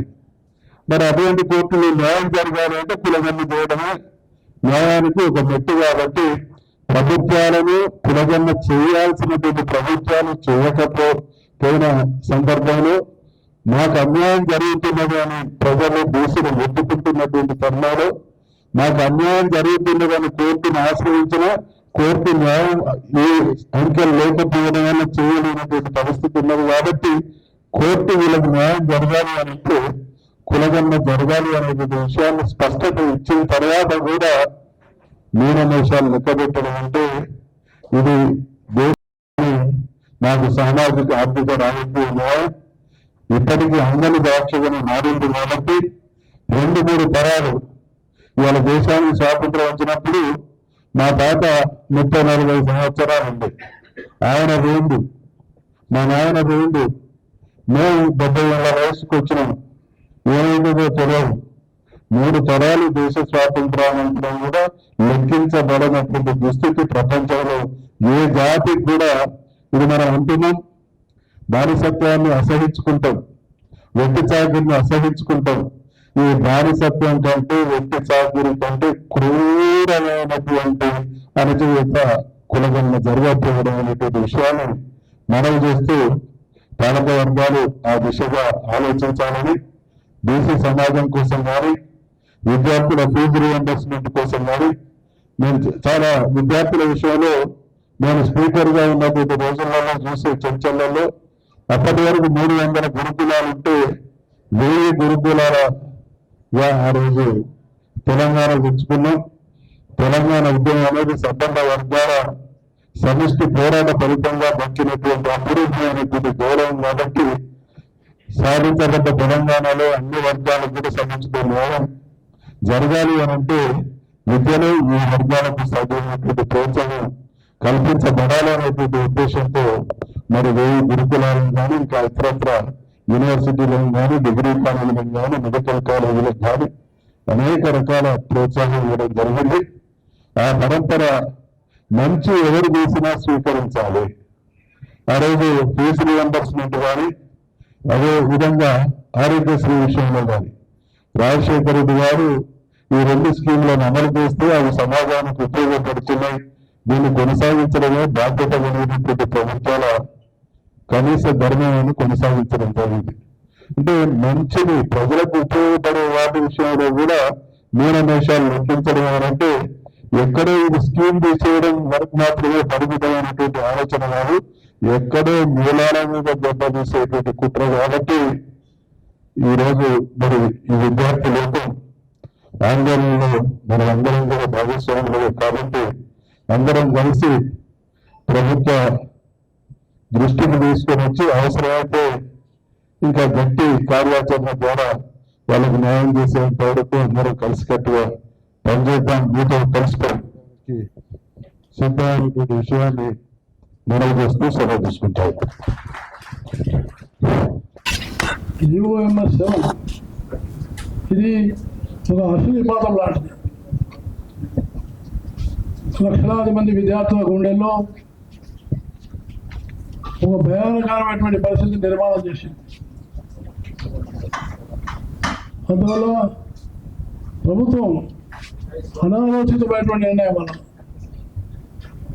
ప్రభుత్వము తనకు ఆదాయాన్ని పెంచుకొని ఏవైతే హామీలు ఇచ్చినారో హామీలు నెరవేర్చాల్సిన అవసరం ఎంతైనా ఉంది. హామీలు నెరవేర్చకపోగా ఇది కొత్త హామీ కాదు, ఇది ప్రభుత్వం ఇచ్చినటువంటి కొత్త హామీ కాదు, పాతగా నడుస్తున్నటువంటి స్కీమ్ ఇది. కాబట్టి నా అనుమానం ఏంటంటే ప్రభుత్వం బహుశా ఈ ఫీజు రీయింబర్స్మెంట్ అనే పథకాన్ని ఎత్తివేసేటువంటి ఆలోచనలు ఉన్నదా అనేటువంటి అనుమానం రాక మానదని నేను మీకు సభాముగా మనం చేస్తున్నాను. ఓవైపు ప్రభుత్వం యొక్క చేతకాంతం, రెండోది ప్రభుత్వము విద్యార్థుల పట్ల, అందులో విశేషంగా వెనుకబడిన వర్గాల విద్యార్థుల పట్ల ప్రభుత్వం యొక్క చూపు చాలా చిన్న చూపుగా ఉన్నది కనిపిస్తాం. అందుకనే మిత్రుడు మన విక్రమ్ గౌడ్ గారు అధ్యక్షుడు, అలాగే మన మహేష్ యాదవ్ గారు, ముద్దుకృష్ణ గారు, మిగతా కుందారం నాగేష్ గణేశారి గారు, కులకచూర శ్రీనివాస్ గారు, శేఖర్ సాగర్ గారు, తారకేశ్వరి మరియు స్వర్ణ, మిగతా అనేక మంది యువ విద్యార్థి నాయకులు. ఇంతకుముందే నేను చెప్పినట్టుగా పెద్దలు మస్తున్న సార్ గారు, హనుమంతరావు గారు చాలా విషయాలు చెప్పారు. అంటే ఈ పథకం అనేది మానవ వనరులకు సంబంధించిన పథకం.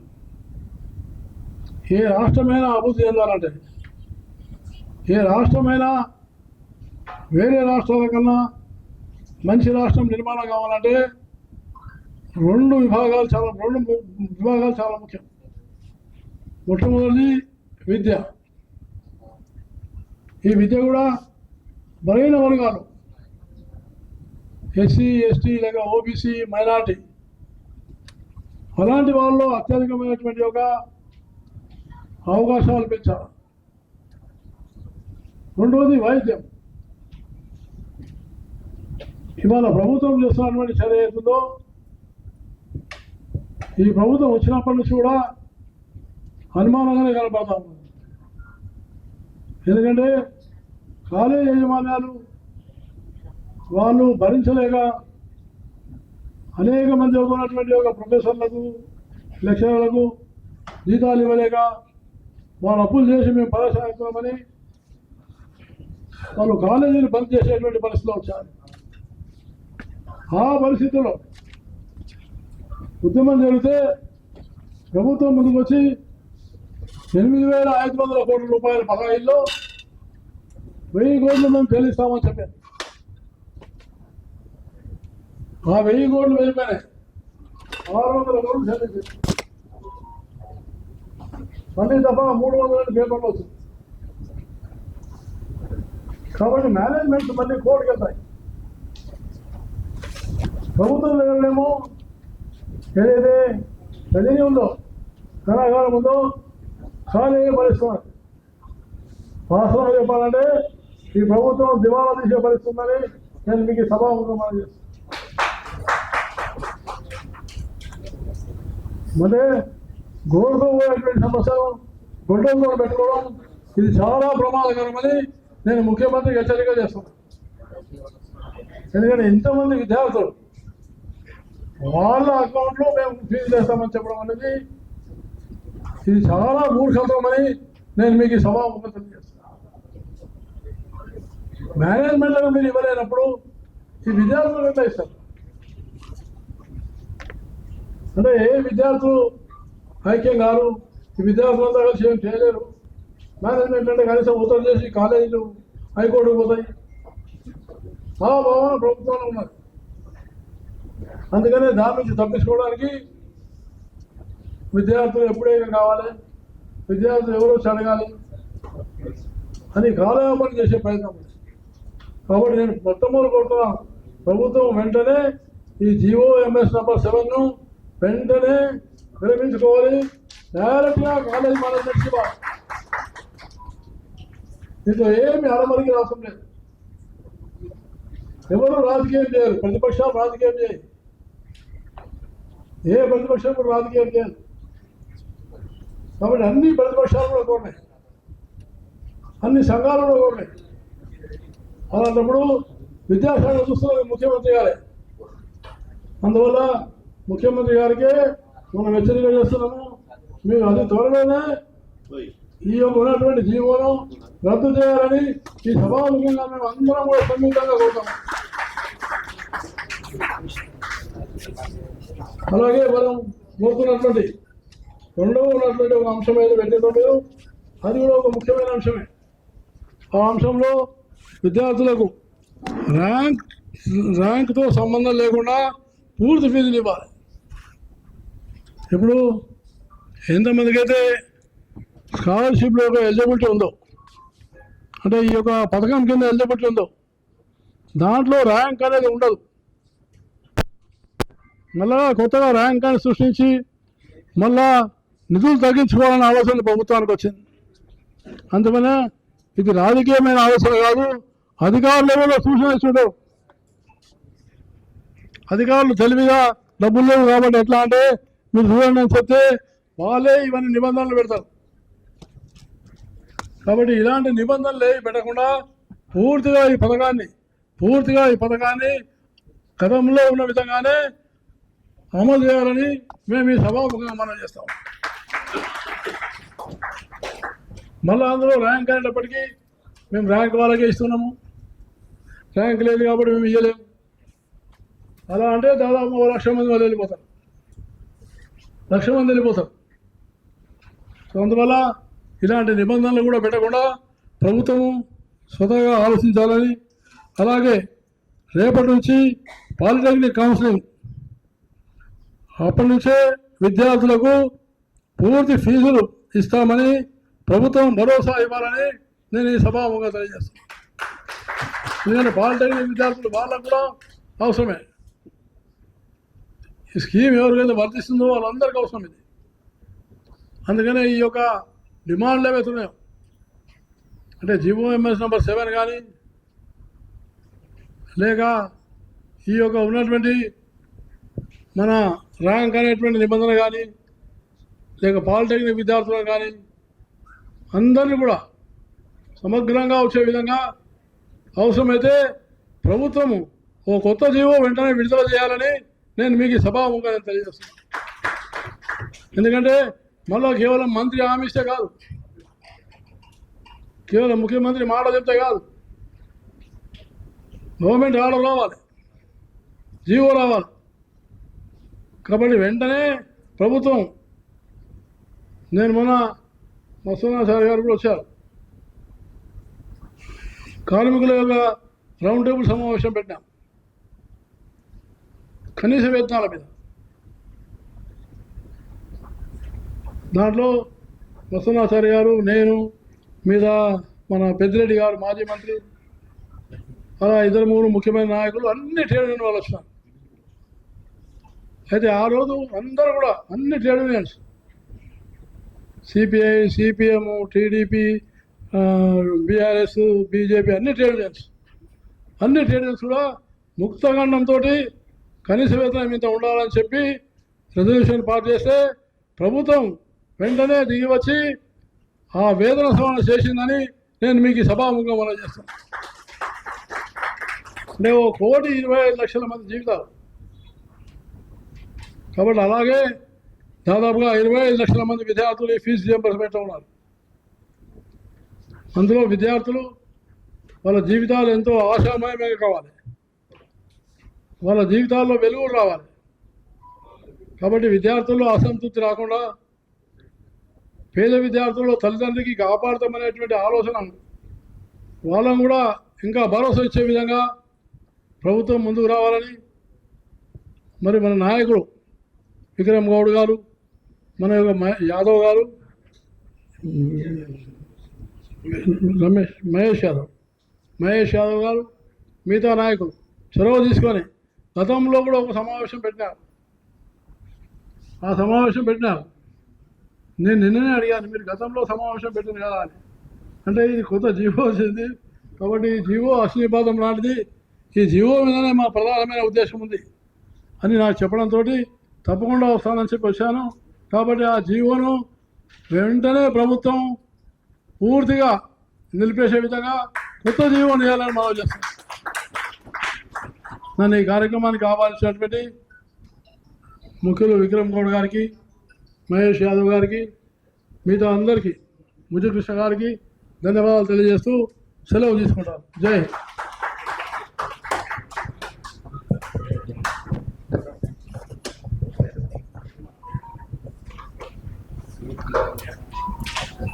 మిత్రులన్న, ఈ సమావేశం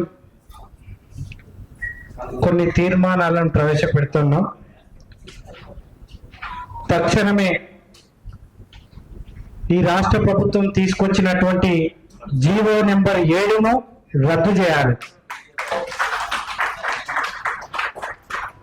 అదేవిధంగా ర్యాంకుతో సంబంధం లేకుండా ప్రతి ఒక్క విద్యార్థికి పూర్తి ఫీజులను రాష్ట్ర ప్రభుత్వమే భరించాలి. బీసీ విద్యార్థులు రేపటి నుండి ప్రారంభమయ్యేటువంటి పాలిటెక్నికల్ అదేవిధంగా మిగతా కౌన్సిలింగ్ల లోపలనే విద్యార్థులకు ఒక స్పష్టమైనటువంటి ఆదేశాలు జారీ చేయాలి. ఫీజు రియంబర్స్మెంట్ రాష్ట్ర ప్రభుత్వమే ఇస్తుందని. అదేవిధంగా ఈ రాష్ట్ర ప్రభుత్వం బీసీ విద్యార్థులకు అదేవిధంగా అన్ని రకాల విద్యార్థులకు డ్రీమ్ ఛానల్ ద్వారా ఫీజు రియంబర్స్మెంట్ను విడుదల చేయాలి. కాబట్టి వీటన్నిటిపైన ఈ రాష్ట్ర ప్రభుత్వం జూన్ 12 లోపల తీసుకొని ఎడల బీసీ విద్యార్థి సంఘం ఆధ్వర్యంలో పెద్ద ఎత్తున ఈ రాష్ట్రంలో ఒక సోషల్ మీడియా ఎట్లయితే ఈ పథకం ద్వారా 13 లక్షల మంది విద్యార్థులు లబ్ధి పొందుతున్నారో 13 లక్షల మంది అదేవిధంగా వాళ్ళ యొక్క తల్లిదండ్రులను కలుపుకొని మనమందరం కూడా ఒక పెద్ద ఉద్యమాన్ని తీసుకుందాం. అదేవిధంగా ఈ రాష్ట్ర ప్రభుత్వం ఫీజులు విడుదల చేయకపోతే రాష్ట్ర బంద్ను కార్యక్రమాన్ని జూన్ నెలలో చేపడతామని ఈ సందర్భంగా తెలియజేస్తా ఉన్నాం. ఈ కార్యక్రమానికి పిలువంగానే వచ్చినటువంటి గౌరవ పెద్దలు మాజీ గవర్నర్ బండారు దత్తాత్రేయ గారికి అదేవిధంగా తొలి స్పీకర్ అన్న మధుసూదనాచారి గారికి అదేవిధంగా ప్రభుత్వ సలహాదారులు పెద్దలు హనుమంతరావు గారికి అదేవిధంగా టీజేఎస్ పార్టీ నుంచి హాజరైనటువంటి అన్న జశ్వంత్ గారికి అదేవిధంగా బీసీ కుల సంఘాల జేఏసీ చైర్మన్ గణేష్ చారన్న గారికి అదేవిధంగా బీసీ జేఏసీ కన్వీనర్ అన్న గుజ్జ కృష్ణన్న గారికి బీసీ సంక్షేమ సంఘం రాష్ట్ర వర్కింగ్ ప్రెసిడెంట్ కుల్కచంద్ర శ్రీనివాస్ ముద్రాజ్ గారికి అదేవిధంగా సగర సంఘం రాష్ట్ర అధ్యక్షులు అన్న శేఖర్ సగర గారికి అదేవిధంగా బీసీ ఉద్యోగుల సంఘం రాష్ట్ర అధ్యక్షులు అన్న చంద్రశేఖర్ అన్న గారికి అదేవిధంగా కౌళ్ళ జగన్నాథం అన్న గారికి అదేవిధంగా మా బీసీ విద్యార్థి సంఘం నాయకులకు యువజన సంఘం నాయకులకు మహిళా సంఘం నాయకులకు అందరు కూడా అదేవిధంగా ప్రింట్ అండ్ ఎలక్ట్రానిక్ మీడియా మిత్రులకు అందరు కూడా పేరు పేరున ఉద్యమాభివందనాలు తెలియజేసుకుంటూ ఈ కార్యక్రమాన్ని ఇంతతో ముగిస్తున్నాం.